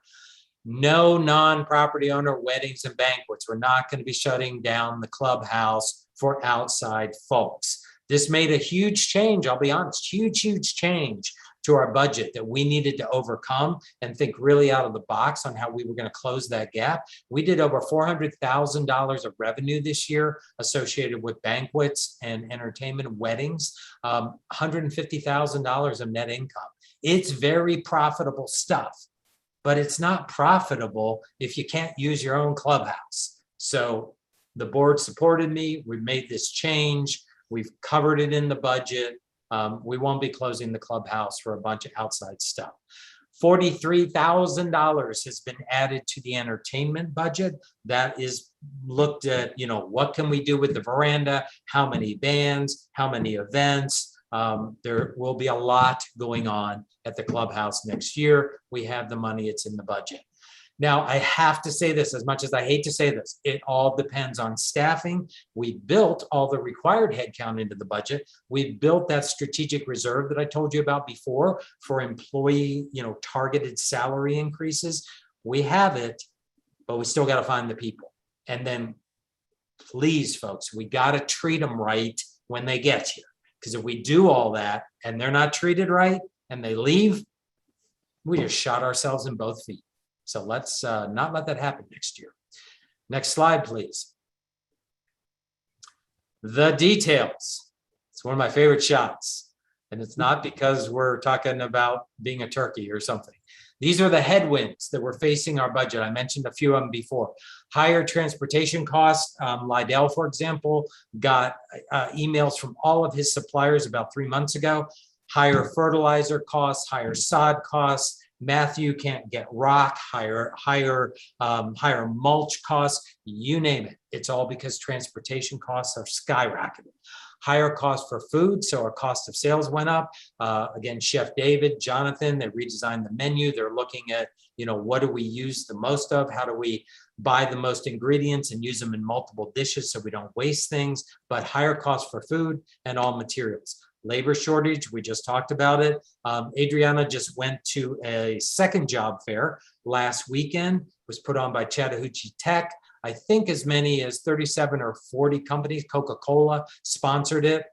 Drum roll, please. 4, count them, 4 people showed up for 37 employers. That's the situation we're in at the moment. God willing, it won't stay that way. And again, we're doing everything we can to try to combat the competition and make ourselves very, very competitive. Increasing salaries is part of that. When McDonald's or I've seen fast food guys lately, they're basically, if you get hired at like $15 an hour, by the way, you get hired at like $15 an hour and you actually show up for all your shifts during the week, they pay you $50 at the end of the week. We're paying people in America to show up and do their jobs. It's unbelievable. It's not the world Scott grew up in. It's just not, but this is where we are. Will that change next year? I certainly hope so. But right now, salaries are increasing rapidly. Less competition among suppliers. This is really a big issue as the new has been going out and getting bids for the dams or working with the chimneys or paving contractors. There's less and less people that even want to bid on our stuff. They're full, they're busy. They've locked up their subs, which is even worse. The GCs have locked up their subs. It's not like we can go to the guys and say, hey, you're a concrete block guy. We'd like you directly to work with us to put in these seawalls and stuff. They're like, I'm sorry. We'd love to talk to you. We'll talk to you in 2023 because our GC has already locked up all of our work for 2022 and we can't really go around him. So that's the kind of stuff we're facing. It's just it's an unprecedented time. I mean, we read about it, you hear about it on the news, but I tell you, it's like nothing to live it every day. And of course, escalating contractor prices. So every bid we're getting is, $100,000 higher on the big projects than what we thought we were going to be facing. So we've done our best to build all of that thinking into the 2022 budget. Next slide. So again, where did we start? Given all those headwinds, what do we do? Well, the first thing we did is we went to non-property owner day use fees. So here's the list. I won't read them all to you, but golf, aquatics, wellness, racket club, marina, big jump there. We know we've got a waiting list as property owners for the marina. We know 25% of the mix goes to non-property owners. We're taking the rental fees from $75 to $100 an hour. You'll see that all the way across all of these things. We had situations in golf where people joined Crystal Falls at really, really cheap membership prices, and then we're coming here using up our tee times to basically pay less than our property owners were paying. Nope, that's not fair. That's not good. Fix the reciprocal club fee. So Mike Miller came here and said, you guys are great. You can't do that. You got to do this, this, this, this. So, it's been great to have, as we built this budget, some fresh eyes like Jeff as our head tennis pro, with Linda in the racket club, and Mike Miller and his team in golf. They brought an outside perspective to us, which I think is critical to Big Canoe, to look at these things and say, hey guys, you're way too low. Trust me, you need to be here. So these are things we did first for non-property owner day use. Next slide. Property owner membership fees. We haven't had an actual across the board property owner membership fee increase since 2019. In 2020, really nothing was done. In 2021, we simplified the whole program, made it a lot more saleable. Some things went up a little bit, some things went down, but there hasn't been an across the board. So this is the first time since 2019. We've made tremendous investments, as you guys know, in golf this year. Creek 9 by all, nobody's played it yet. I don't know if Lydell's snuck out there. I don't think so. But anyway, everybody who's seen it is just salivating for that first tee time. It's going to be great. Huge investment though. And we know we've got, more coming that we need to do. Same thing with Racket Club. Major investments, whether it was getting rid of clay tech courts, whether it was updating the restrooms, in the racket center, whether it was turning the indoor racket club into something we're proud of. Major investments we've made in our amenities. We need to help offset some of that. So again, not huge increases, and first time since 2019. But property owner membership fees will be increasing to these levels in 2022. Next slide. We also looked at operating department fee increases. Where else are we behind? And so example, non-property owners, we always go to non-property owners first, believe me. So contractor transponder fees, they were too low. Take them up to $55. We don't want to go too high, because here's what happens. It's really crazy. The contractors will call a property owner and say, Mrs. Jones, can you just help me out? Because if you just put me on your guest list, I can get in there free. Believe it or not, that happens every day, all the time. So don't do it. First of all, you're not really helping any of us. But we don't want to go too far on that, or we actually drive that behavior. But we are taking transponder fees up a little bit. And then we looked at things that honestly were very underpriced. I mean, hadn't changed in years. So site visit, tree removal requests, if we send somebody out to kind of take a look and look at the tree situation, and you could do that or whatever, that's $25 per visit. You're paying for a professional, very reasonable. Labor revenue to deal with pontoon boat repairs, goes up to $90 an hour. We're cheaper than Windward. who does the same thing down the road. Part sales increases for pontoons largely goes to 20% for employees, 40% for property owners. And road impact fees have not been changed in a long time, go to 75 cents or $1 per square foot for major footprint changing kind of renovations. If you're going to build a huge addition, that's when you pay a road impact fee. Because as you see, guys, we're investing in our roads. We're going to do the ditches, we're going to do the culverts, we're going to do the mowing, all of those things. Road impact fees help offset those costs. So that's why we've taken them up a little bit. Next slide. So bottom line, you're all waiting.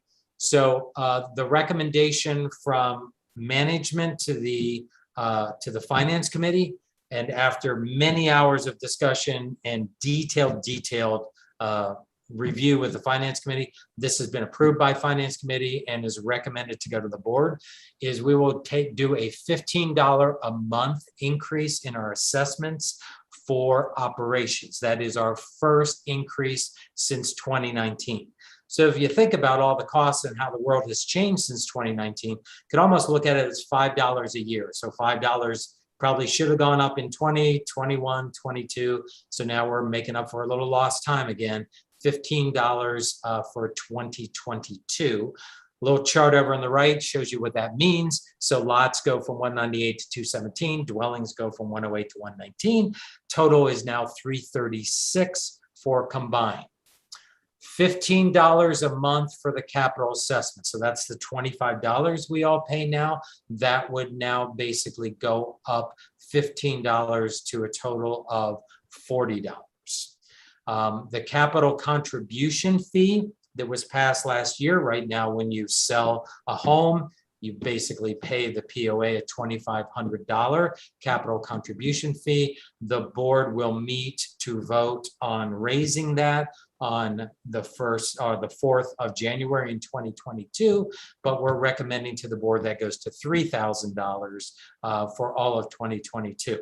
So if you look at historical again, operations went up by $20 in 2019, no increases in 2021, and in 2022, we're taking it up 15. Capital was established at $25 in 2020.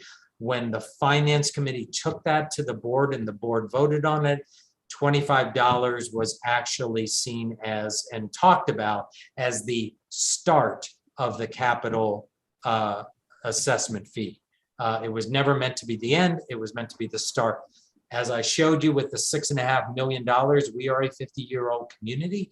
We have tremendous number of things that we need to get caught up on to set us up beautifully for the next 50 years and to keep everything in the condition that we all love. And that came out, again, as Rich said, loud and clear on the strategic plan survey. The one thing that was non-controversial in that whole survey was maintain the assets. We do that by doing this. So the capital goes from $25 in 2020, no changes in 2021, an extra $15 in 2022. So the total increase, if you look back historically, if you think about your home and you know, what do I pay every month?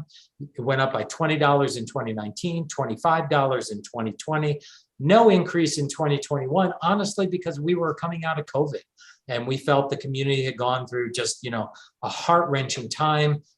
We didn't know what was going to happen. There were no vaccines established. None of that existed when we did the 2021 budget. So now we're kind of back on path again. We know what we need to accomplish. And so it would be a $30 total increase, 15 for operations, 15 for capital. Next slide. And you could ask me one more time, Scott, why are we increasing capital assessments? Because you guys had cash flow meetings, you showed us stuff, you know, in the middle of the summer, you talked about things like that. What's changed? Why do we need to do this? And the answer is a couple of things changed. First of all, since July, we've had 1 million meetings with Geosyntec. We've had several meetings with Georgia Safe Dams, and we've determined with Georgia Safe Dams that the smart thing to do, instead of spreading out Pettit Dam over 4 years like we originally planned, we'd be smarter to combine a couple of the big projects together, the spillway and the lower level outlet, and combine those from an engineering point of view into one robust solution, which basically didn't add really any more cost to the overall project, but accelerates the expenditure. So instead of being spread out over 4 years, it moves about $1 million into 2022 from what we showed you way back in February. And again, Geosyntec will be there on the town hall, live and in color on the 4th of December to talk about that. The Marina Seawall was not even in our plan. We have looked at it inside out. That seawall is a problem. If we don't fix it, you have a huge erosion issue with the whole front of the marina. Needs to be dealt with. And as I've showed you, costs are just going crazy. Disharoon Beach extension, same thing. Unfortunately, we had plenty of time to look at the Disharoon Beach extension this summer, and the condition once you drain the lake of that area was frightful. So honestly, if we don't get this done in time for, the season, we're going to have to rope off the connection between the beach and the rock slide, and kids are going to have to go up, walk all the way around through, in front of the fitness center, down around the tennis court, down the hill to get to the rock slide. It's downright dangerous. We don't want children walking on our current beach connection. So that basically added $1 million. And then, like I said, although there was a very robust plan for paving, thanks to some great board foresight back in Bob Crouch's old days, there was no plan for culverts and road shoulders. So we've added $1 million over 2 years to really get after this stuff, so we don't have another Disharoon on our hands. So we looked at this. We looked at this to death with our staff, with Jane, with the finance committee, and we said, do we need to increase capital? Could we handle this? And the answer is, yeah, actually we could. We could handle it. We actually don't have to increase capital assessments. We could say, you know what? We could go to our $2.8 million of restricted capital. We could borrow about $1.8 million, $2 million out of there, and we can cover all this stuff. So why don't we do that? Right? Why? It's there. Well, the recommendation from all of us, myself, our CFO, the finance committee, our treasurer, Amy, is we don't feel comfortable. What happened to that condo down in Florida, we don't want to be the next news story. So I don't know. I kind of like waking up in the morning and knowing that, God forbid, if there's a huge fire here, forest fire, tornado, it's happened before, we have $2.8 million of restricted capital fund sitting in the bank for emergencies. The board's never taken it. We've never touched it. Our recommendation is let's not be the first group to do it. So we recommend trading off the safety and security of that restricted capital fund and saying, let's go ahead and increase the assessments. That was always the plan when we introduced the $25. And the worry I have about, I can put a beautiful spreadsheet together for you. I can say, yeah, we can take 1 million out of that, 1.8 million out of that 2.8. We're good. What happens when the next culvert fails? What happens when the next, bid comes in $300,000 higher? I don't want to be coming back to the finance committee or the board and say, you know what? Sorry, guys, that 1.8 million, that just wasn't enough. We got to take some more. So the $15 preserves the 2.8, gives us a bit more reserves for future projects. We know we've got some clubhouse changes coming if the community votes for it. Again, the strategic planning survey said, yep, number 2 project, fix the clubhouse. Number 1 project, postal facility, village core parking is abysmal and relatively unsafe. That needs to be dealt with. And the chimneys, we've been talking about that for a while. It makes a great party hangout for trunk or treat. It does not make a great meeting center for anybody. So and it doesn't make a great wedding venue because it generates a huge amount of parking issues in the middle of our village core, and it creates a huge noise problem.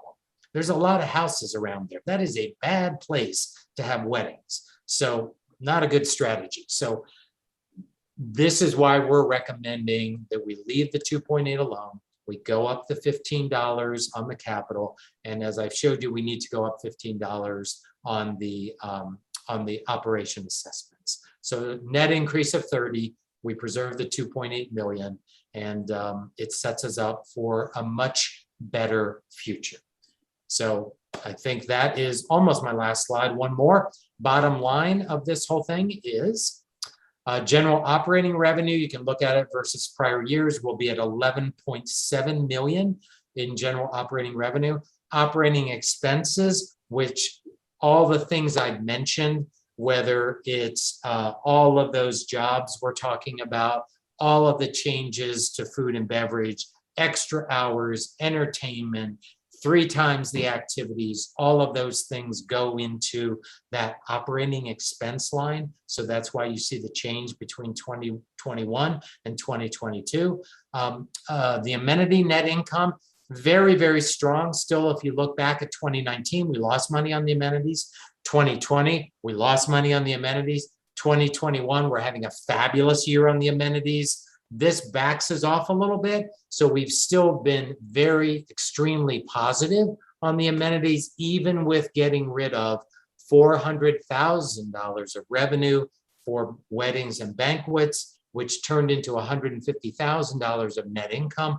We've been able to make up for the majority of that in our budget and have a much more fun time, which is, again, part of why we all moved here. So net income before depreciation then would net out at 4.2 million. That is exactly the number that we told you we needed to hit when we did the July cash flow model presentation. So net income from operations prior to depreciation would be 4.2 million. As a small business owner, I always tease Amy. I'm like, I don't worry about depreciation, I worry about cash. So we're throwing off $4.2 million of net income. A lot of that money goes to fund all of the capital projects that we've been talking about. Depreciation will, of course, go up because the more we invest in capital projects, the higher the depreciation goes. So net income from operations would end up at just slightly over $1 million in 2022. And that is the culmination of almost 6 months of work. So any questions that anybody's got on any of that, I'll be happy to entertain them. Scott, this is my 6th budget. And I just have to tell you how incredibly impressed I was with how you all went about it and all the work that went into it. Just really appreciate your dedication, your staff, and the finance committee. The finance committee, just in case anybody thinks like, oh, I don't know, they're in Scott's back pocket or something. They're not. Trust me, they're not. And they are a group of very dedicated, passionate, incredibly talented property owners who cross-examine us every way to Sunday. And the result of that is, very, very healthy for the community. And it means by the time we take it to the board, it's pretty darn solid. So I think Bob White is going to say a few words next as the outgoing chair of the finance committee. Thanks a lot, Scott. I think everybody needs to take a minute here and take a deep breath. That was a very well done presentation. And 22 is going to be a year of opportunity in many, many ways, both operating ways and capital wise. I want to make a couple of comments in support of all the things you've just said. First of all, yes, we had multiple meetings over the past 6 weeks. We had lengthy discussions line by line on these budgets and these capital projections. Amy was there through virtually all of it.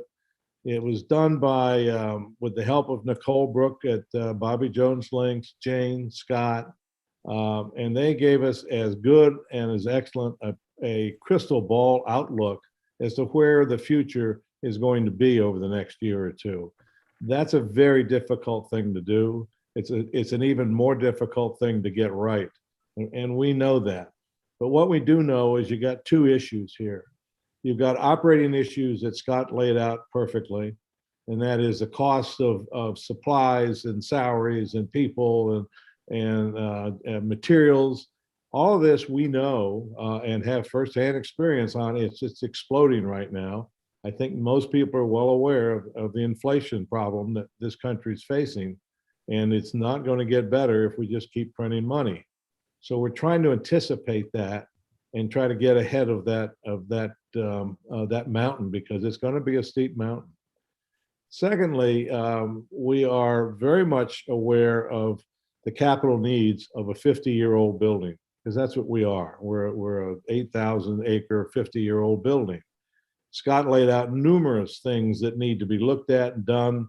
There are many, many more. I think it's worth taking just a second, and I wasn't going to do this, but I'm going to do it now anyway, because when you look at this budget for 22 and you say, well, can Scott and his staff, can they actually accomplish that?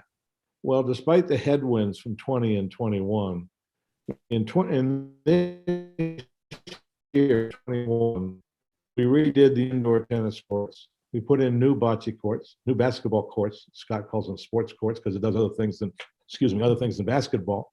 We did Lake Disharoon, which turned out to be a huge surprise, but we did it, and now we've still got more to do, but we made progress. We did Creek 9, so we have a new 9-hole golf course. We did the package porch. We did clay tennis courts outside. We spent over $3 million in roads and routine maintenance that would take the rest of the night just to even list. We made progress on the Lake Pettit Dam. Obviously, much more needs to be done, and Scott addressed that. We moved the docks at the marina. A lot of people don't realize that. And we bought the first fire truck, I originally said, in the history of this place, and then I found out Scott said, well, he was here for the first fire truck, and he remembers that was bought when the Big Canoe first started. And just for everybody's information, one of the reasons we're looking hard at this whole issue of public safety in the fire trucks, we still have the first fire truck. That's what's still running. And you can only do that for so long. At some point, you got to say, well, a 50-year-old truck probably just won't make it up the mountains around here. And I'm not sure if that's the one that only goes downhill or uphill. I'm not sure.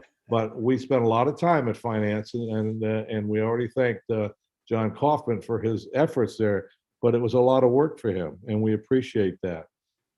Having said all of that, the Finance Committee did vote unanimously to approve a $15 a month increase in operating dues and a $15 a month increase in the capital account. We believe that and recommend strongly on these two issues. It was unanimous by the Finance Committee. We believe that if the board will seriously look at a long-term financing solution to all the needs that are coming forth here over the next few years, and they're pretty well laid out in Scott's presentation, but it's going to take the lakes. There's a lot more to be done on that. A lot to do with property owner satisfaction. We're talking about post office, clubhouse, golf courses, village court, growing administrative needs, wellness center, and much, much more. And we feel that there is an opportunity here for the management of Big Canoe, the POA, to look down the road a little bit and take a long-term financial solution by looking at some of the opportunities that are out there in the marketplace. I know that the chief financial officer here has been talking to some financial institutions. The market is extraordinarily attractive right now because the Fed has got all interest rates at zero, and that's fine, but I don't believe anybody listening to this broadcast believe that interest rates are going to stay at zero a year from now or two, or for I don't know how long. And so without speculating on that, we do know there's an opportunity right now, and we recommend that the board seriously consider a long-term solution. Part of that reason is the survey that was done by the board of the property owners, who very much would like to see us move forward on some of these projects that they all know about, and speed up the accomplishment of that, which I think would be a wonderful thing to do. I certainly would love to see it, and we hopefully will be able to make some progress on that. But that remains, that becomes a 22 project. Having said that, we wholeheartedly at the Finance Committee recommend that the board approve this budget and all of the parts that are in it. Okay. Thanks, Bob. And we're going to do that officially on our November 29th meeting. So, which will be a public meeting, of course. I too want to thank you all, your committee, for the guidance and time commitment you all have made over the last year and the vetting process that we've been through with just a huge number of projects and issues and surprises that we've had this year along the way. So with that said, we move into our last section, which is the business section. And want to begin with just approving the October minutes. So wanted to know if could I have a motion for a vote on those minutes? I'll move to approve those minutes. And a second motion? I second. Okay, and then all in favor? Aye. Aye. Aye. Okay, so we've approved our October minutes. The next two sections are votes as well. One is the vote for the new Finance Committee Chair and Vice Chair. And I'll have Bob White highlight the recommendations and credentials. Thank you, Candace. Briefly, a little background on the two people that we're recommending to the board for chair and vice chair next year. Sandy Polera has served as the vice chair for this past year. Sandy, despite her very youthful young appearance, has over 40 years of experience in the healthcare industry. Included in her diverse healthcare background is regulatory compliance, treasury, capital financing, and mergers and acquisitions. She has served as CFO of numerous hospitals during her long career. Sandy has an accounting degree from the University of Tennessee and a master's in hospital administration from Tulane University. She also previously held a CPA license. She and her husband moved to Big Canoe in 2018, and she's a graduate of Leadership Big Canoe, and the Finance Committee has unanimously voted to recommend her for the Finance Committee chairperson next year. The other person that we'd like to recommend to the board is Bill Thurber. Bill is a resident of Big Canoe since 2014, and he's owned a home here since 2007. He and his wife Jody live in Hillside, which many of you I think are familiar with, which is at Cox Mountain. He also serves there on their condo board as the treasurer. Bill has more than 40 years also of experience in finance and accounting. Prior to his retirement in 2019, Bill served as an executive vice president of finance for a $150 million private equity controlled distribution company. Bill's a graduate of Leadership Big Canoe also, and he's a valuable member of the Finance Committee, and the Finance Committee has voted unanimously to recommend him as the vice chair for 2022. I think both of these people have been and are outstanding members of our community, and I can't say enough about the many contributions that they have made over the past few years on our committee. Okay. That's my recommendations, Candace. Thanks, Bob. Do I have a motion for a vote? So moved. Okay. A second? Second. Is there any discussion regarding any of Bob's comments? Okay, if there are none, all in favor of these folks? Aye. Aye. Right. Okay, none opposed. Okay, well, great, and congratulations to Sandy and Bill following great leadership steps with Bob. Our next. Can I just say something real quick before we move? Bob, I just want to thank you and company for doing such a great job this year. It was kind of strange not being on the committee myself, but I enjoyed being liaison. We sure worked hard, but we also laughed just as hard. We'll miss your sense of humor and wise counsel. We're also saying goodbye to John. And as you mentioned, he played such an important role in the fire truck stuff and some practical construction advice along the way. So John, don't go far away because we're going to need some pictures when that truck arrives. Yes. So thank you both for everything you've done for Big Canoe. Sandy and Bill, congrats. We'll have some more fun. You've assembled a great team, and we know you'll continue to do an excellent job next year. Thank you, Amy. you. Okay. Well, we have another vote tonight for the AECC new members, and Elton is going to introduce those. Thank you, Candace. Today, I would like to present to the POA Board of Directors the AECC recommended applicants for the two openings for 2022-2024. We had 7 applicants. We interviewed 5 and have selected Gretchen Hudak, a resident since 2006, a graduate of Leadership Big Canoe, and a stalwart in the Big Canoe Boat Trash Day at the end of each month, coordinating volunteers and directing traffic no matter the weather conditions. She is extremely well qualified to serve on the AECC. The second recommended applicant is Dudley DeBoer, a property owner since 2013, a graduate of Leadership Big Canoe, a POA board member from 2017 through 2019, and the board liaison to the AECC, who attended virtually every AECC meeting while the liaison. Dudley is well qualified to serve on the AECC. I would ask for a motion from the POA board to approve the AECC's recommendations of these 2 individuals for service on the AECC. Thank you. Okay. Thanks, Elton.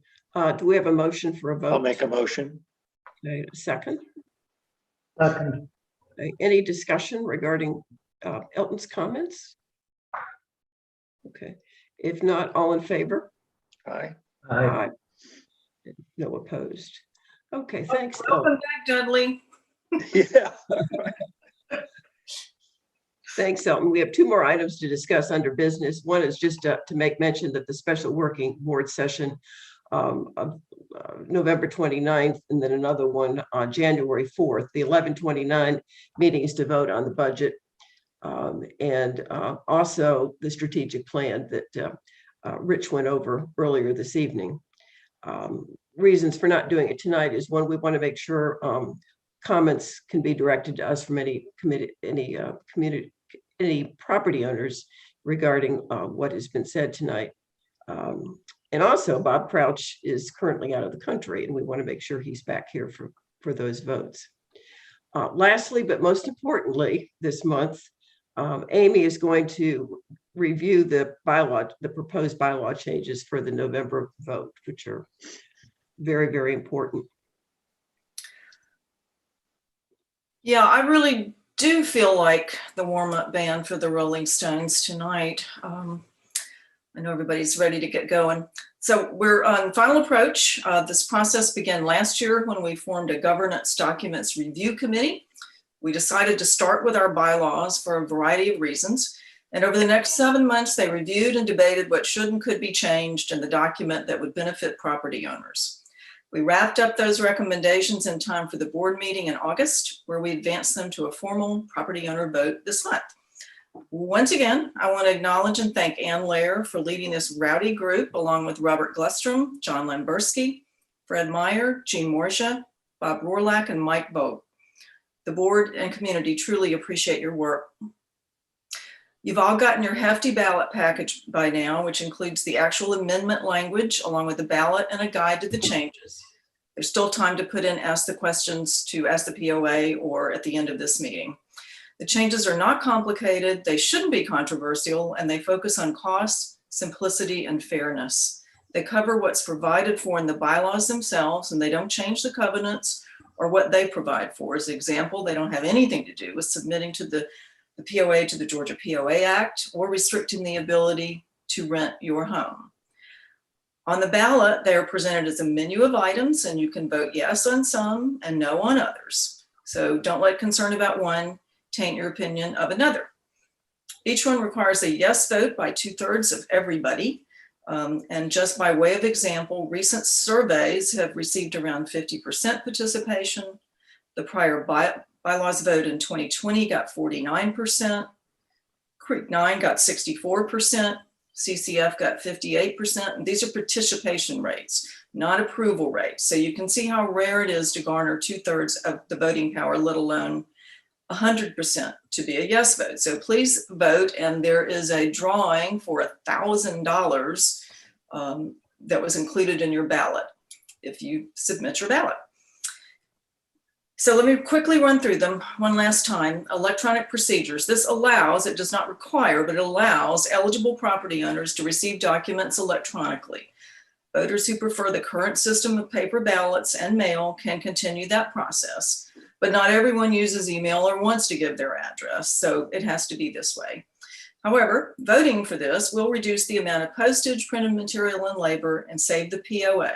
Perfect example is this voluminous package you just received for the bylaws changes and the board election. Rights of a spouse. This would allow a property owner's spouse who's not named on the deed to run and serve on the board. This is currently not allowed in our bylaws, but it's not uncommon for individuals to exclude their name for estate planning or other legitimate purposes. So we think it promotes fairness and should increase the pool of good candidates. Quorum. Now that you've seen the ballot package, you already know why this is so confusing. On the proxy and ballots, there's a section where you have to vote to lower the quorum from 35% to 30% to 25% if the higher number of ballots is not returned. Unfortunately, that's how it has to be according to our current bylaws. It's possible some people don't understand it and don't vote at all at that point.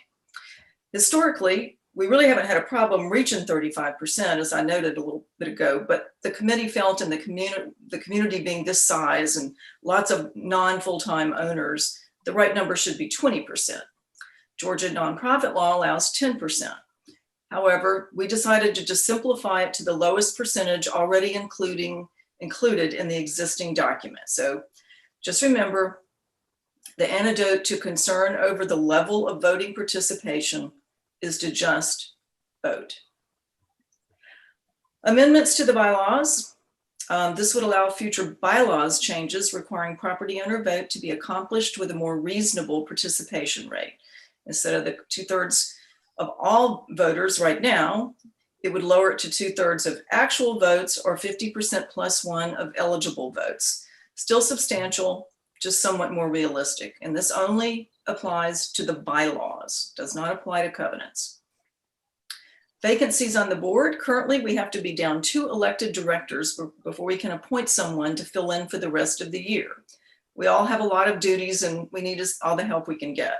Each of the past 3 years, we've had a resignation mid-year. So if someone's out of town or ill, it really starts to hamper our ability to conduct business. So we'd like the ability to change that.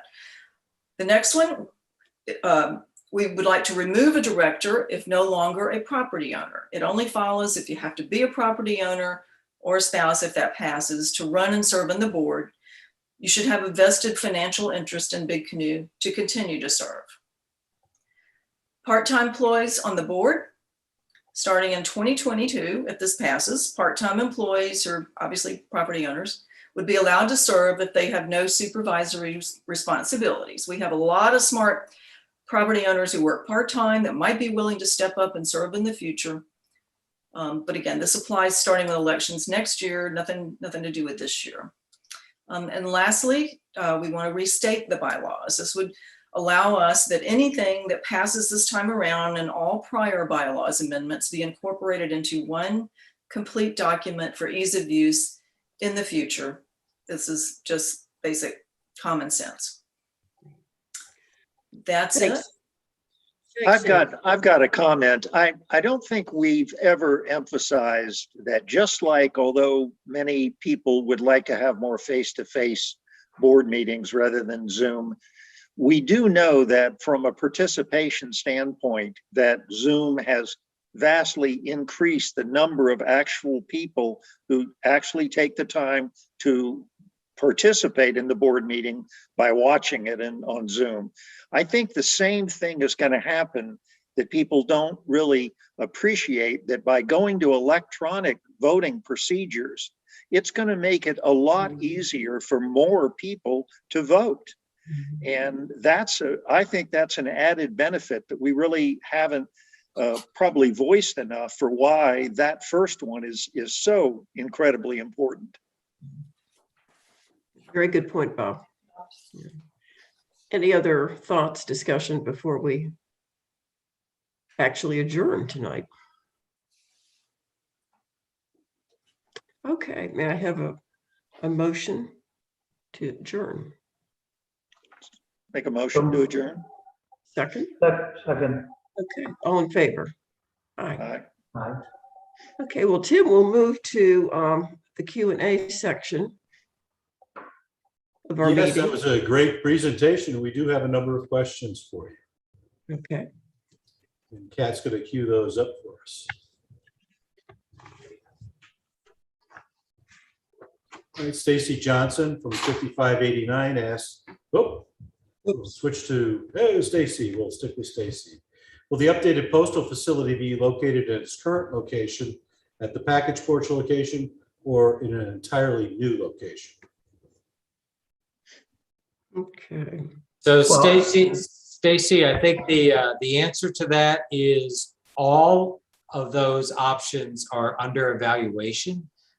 There is a group of people working in the long range planning committee, working closely with operations and trying to, you start with defining what are the requirements of the new post office. You know, how many boxes does it need to have?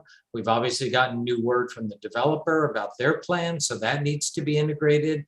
We're trying to figure out Amazon, as I mentioned before. So all these things come together and define how big does that building need to be? And based on that, that's going to then define what are our options. Can it be on the site of the package porch? You know, we know that where it is now is far less than ideal just because of the terrain. So all of those options you're talking about are under consideration. And that's why I said before in the budget for this year, it's the planning work to get ready to go to a vote for the property owners is what we're going to be working on for at least the first half of 2022. If you don't define the specs right, you don't know what you're building. Hope that helps. Not quite a firm answer, but accurate. All right, Kat, who's next? Michelle Toops from 8106. Has there been an accounting change this year whereby certain clubhouse costs have been moved into the amenity management category?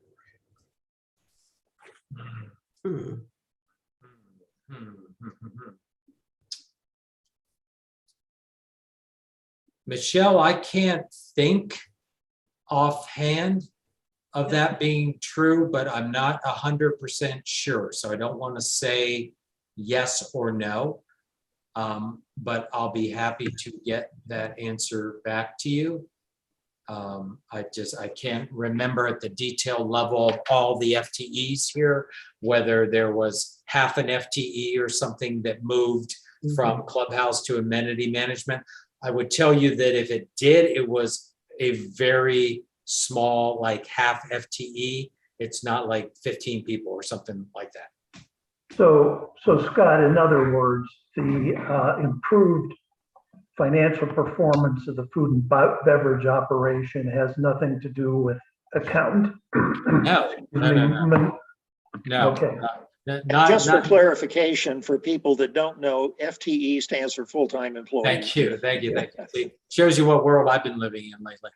So no, totally not. I mean, we basically built the clubhouse plan from the ground up, looking at, you know, how much we're going to spend on entertainment. Jonathan, how much staff does he need for front of house? How much staff do we need for back of house?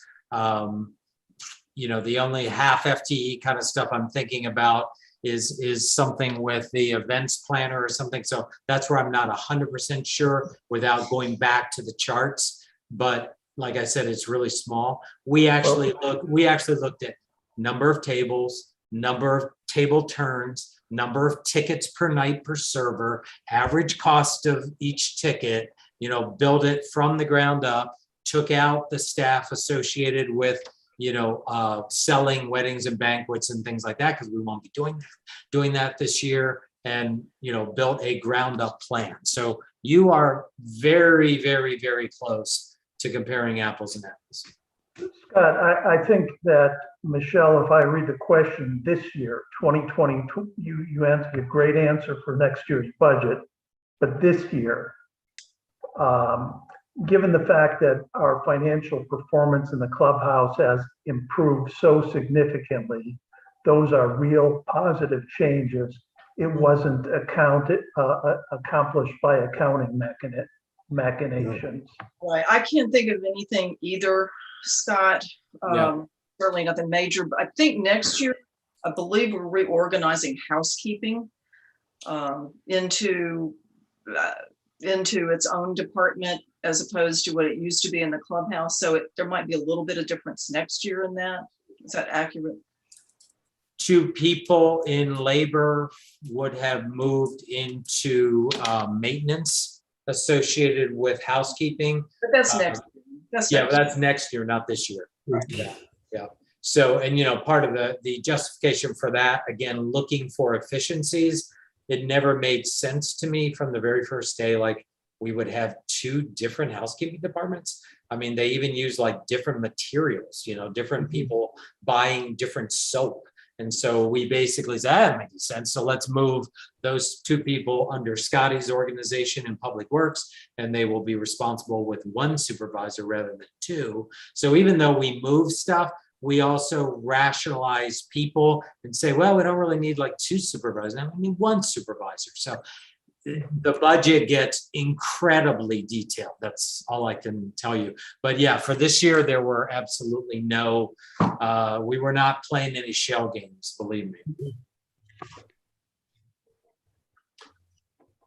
Yeah. I would say the biggest single reason, there's 2. The biggest single reason behind this year's wonderful performance is we sold $400,000 of outside weddings and banquets, and that generated 150 thump right to the bottom line. So if we lost 330 last year, you're instantly going to be 150 better than that, because just like Biltmore or every major restaurant, every club that anybody's been a member of, everybody does weddings and banquets because it's so profitable. The mix is so good. The prices that people pay for these things is outlandish, because they want that beautiful view of the mountains and stuff. But the problem is our facilities cause an issue with the property owners when we do that. So we've decided to put the property owner experience first. So we took that out, as much as it pains me, like financially. And someday there may be a reason to bring that back when we fix the clubhouse and everything. But until we can assure a good experience, that's why it left the budget for 2020, for 2022. But it's a good part of why we did really well this year compared to last year, is we just had that amazing banquet business. And I don't want to belabor the point, but we've done banquets in prior years, including the year we lost $750,000. Yeah. So, yeah, but huge numbers. And this year, everything was priced correctly. We did a bunch of banquets in 2019, and they were priced so badly that we basically were worse off doing them than if we hadn't. So this year, we actually had the right team in place. Again, the problem, and it's a great strategy. The problem is it's not a great strategy when it messes up the property owner experience. Next question, Kat. Great question. Thank you. Bill Shaw says, what's the status of the Bobby Jones Link contract? Very clearly, we don't give them enough credit. Part of our great financial results, Regis has said this a few times when talking about the contract, they came in and did excellent blocking and tackling in the clubhouse. Our inventory management procedures were not good. We weren't doing first in and first out, driving high waste. The way that banquet servers and stuff were paid made no sense. They made those adjustments. The menu designs were bad. So basically you would buy like one ingredient and use it in one dish. And if nobody ordered that, then you basically lost the money. It's waste. All of those things, the training of the front of house people, there was no training manuals put in place. So many things behind the scenes that you guys don't see have an awful lot to do with laying a good foundation for our food and beverage operation going forward. the cash flow model that we all refer to over and over again in these meetings, Nicole Brooks, who's their CFO, very, very talented lady. And so, she worked hand in hand with Jane to create a model so that we over and over again with the board, with the finance committee, we have the tools now that have been built that we can, solo from now on and make these decisions that Bob White was talking about. We didn't have that kind of detailed model in place before they got here. So, many things like that, a lot of detailed things about how we prepare certain reports or how we handle our checks and things like, just a bunch of behind the scene things. And Bill, what that means is they've laid a good foundation for us. We have, to be 100% transparent, we have $30,000 built into next year's budget for consulting work, which may or may not be Bobby Jones. And I have a task with the next few weeks to define with the board if there is any remaining tasks, which would largely be behind the scenes kind of things that we still need them to complete in the first part of 2022. So we do not have any more than that built in. We do not have any type of a full year management contract. There is nothing of that order. And I would also be totally transparent with you that in Bobby Jones's financials for next year, they do not have Big Canoe in their financials. So, a lot of good behind the scene things have happened. We've built a great team here and we've got a little ways to go on that, but we're doing pretty well. So I don't think you'll see much. Go ahead. I would just like to elaborate on a couple of things. As far as what is the status of the Bobby Jones Link contract, I think we announced it was probably in the July board meeting that contract, the original management contract, was renegotiated. That contract, we significantly reduced the monthly fee. The current contract expires at the end of this year. And as you have indicated, there is no plans to renew that. What we would do would if we do decide that Bobby Jones is the best provider of a given service, we would enter into a single consulting agreement with them for that. So as of December 30th, or 31st, there is no Bobby Jones Links contract that's in effect with Big Canoe. And just to elaborate on the expected results of the engagement, I think it is very fair and safe to say that, yes, the banquets this year certainly helped, but we would not have achieved the significant improvement in food and beverage without Bobby Jones in place and, doing some of the blocking and tackling that they did. And I also think the property owner experience at the clubhouse, although we still have a ways to go, I think that is also notched up, ratcheted up a few notches as well. Agreed. Agreed. All right. Next question. Wayne Huey from Lot 2016. The February board meeting included an excellent presentation by Geosyntec on the Lake Pettit Dam. Was the inundation plan completed? How are you planning to communicate to residents impacted by the plan? Yep. So the inundation map was completed by Geosyntec in the March timeframe. For those of you who don't know what an inundation map is, they basically survey all of the land downstream, and then they run a model that's dictated by Georgia Safe Dams to look at the worst case scenario of a imminent, total dam failure, and what are the water levels that result from that, and where does the water go? And a lot of it goes outside of Big Canoe and downstream. So in order then to turn that into something actionable, we provided that data to Pickens County. Pickens County has the jurisdictional responsibility for managing any emergency response for Pickens Dam. for Pettit Dam. And then they basically took that survey map, and then they had to do a lot of work to turn that into what are the land parcels that map to the survey results. And then further working with the tax assessor's office, who owns all those land parcels and what is the contact information and things for those people. That has all now gone back to Geosyntec, and they have completed the emergency action plan, which is a requirement for Georgia Safe Dams that every Class 1 dam have that. I spoke with Geosyntec this week. They will have that submitted to Georgia Safe Dams prior to Thanksgiving.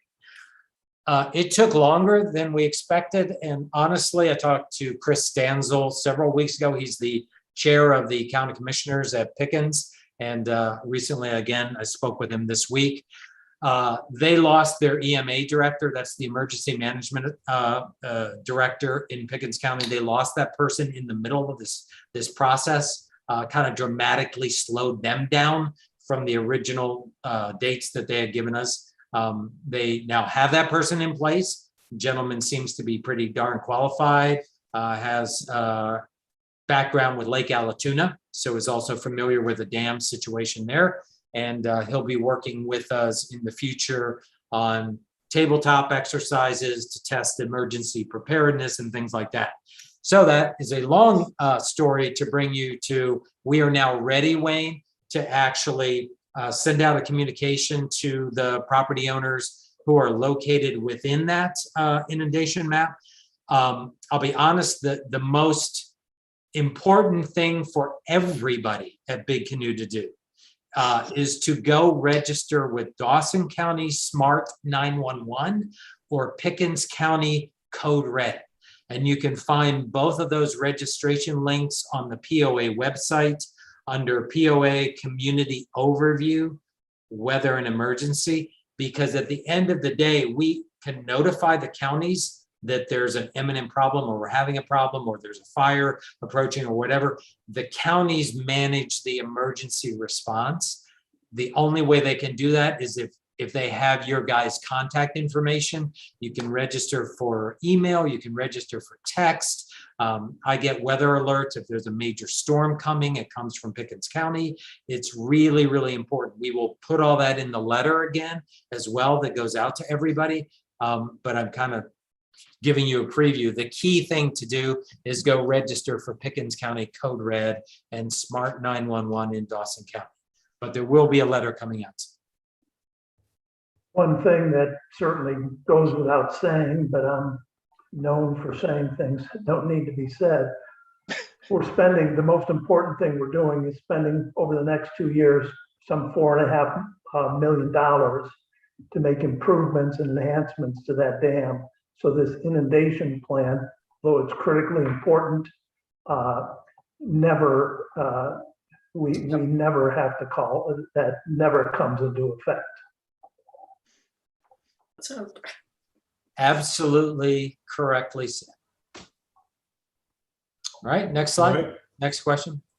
Stacy Johnson, 5589. What work is being done to the Choctaw Trail, which is listed among the capital replacement projects? Yeah, thank you. That one fits into the same category as the beach extension. So if you're familiar with Choctaw Trail goes across Choctaw Pass, and Choctaw Trail really is a sewer easement. And there is a really, really steep hill that goes down to that area.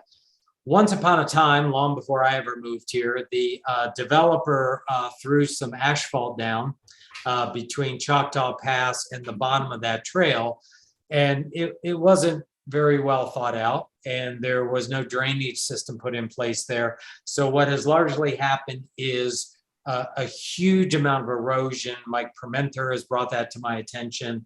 A huge amount of erosion on both sides of that asphalt, which has undermined the asphalt, and there's chunks of asphalt all the way down the trail. So Liz Shear brought this to our attention, who's the chair of the Trails Committee, and says this is a very, very dangerous situation. You know, the entrance to the trail is basically crumbling. It's eroding with every storm. So we're not doing anything from an ecological point of view that's any good, and we're certainly not doing anything from a safety point of view that's any good. Also, once upon a time, somebody built steps down to the Choctaw Trail as a way of getting around, I think, what the developer did. The steps don't conform to anybody's code. They're incredibly uneven and way too shallow. So we have plans for, I mean, you kind of have a choice. You either close a trail, which is pretty popular in that part of the community, and people come to see it because the views of the golf course and mountains and Blackwell Creek are pretty stunning, or we fix it.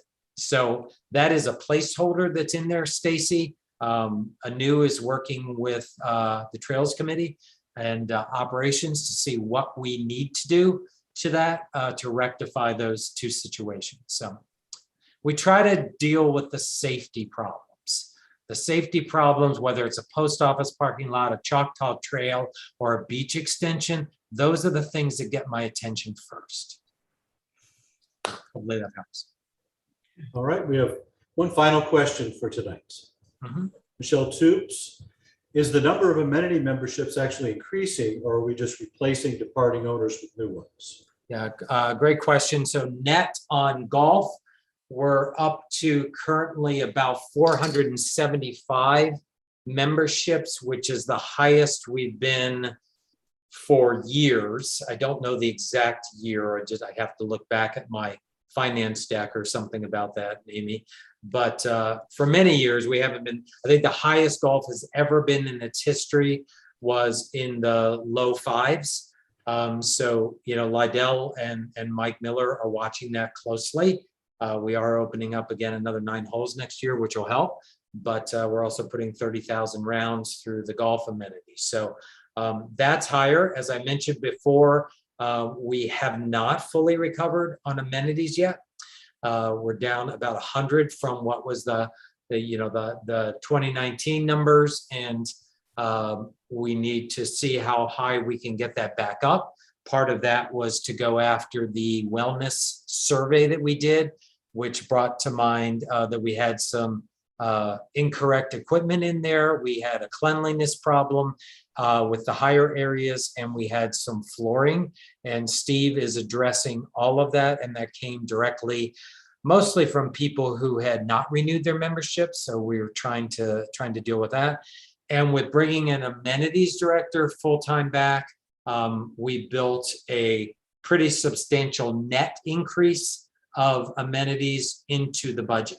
That was one of the ways that we attempted to compensate for some of these headwinds that I talked about. So we just didn't say, hey, great, we got Terry back full time and that wonderful. We said, hey, great, we got Terry back full time. And Terry, it's got to be self-funding, and you have to deliver these numbers. And a lot of what the amenities director makes is based on commission.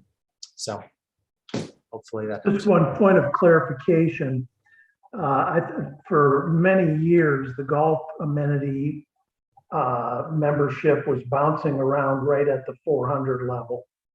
In fact, one year when I was on the chair of the finance committee, it went down to 370, 380, something like that.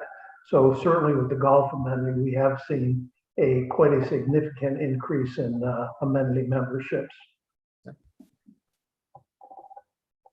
All right, Candace, well, thank you so much. That wraps up the questions from your audience. Okay, well, thank you. Good evening, everyone. Thanks, everybody. Thanks.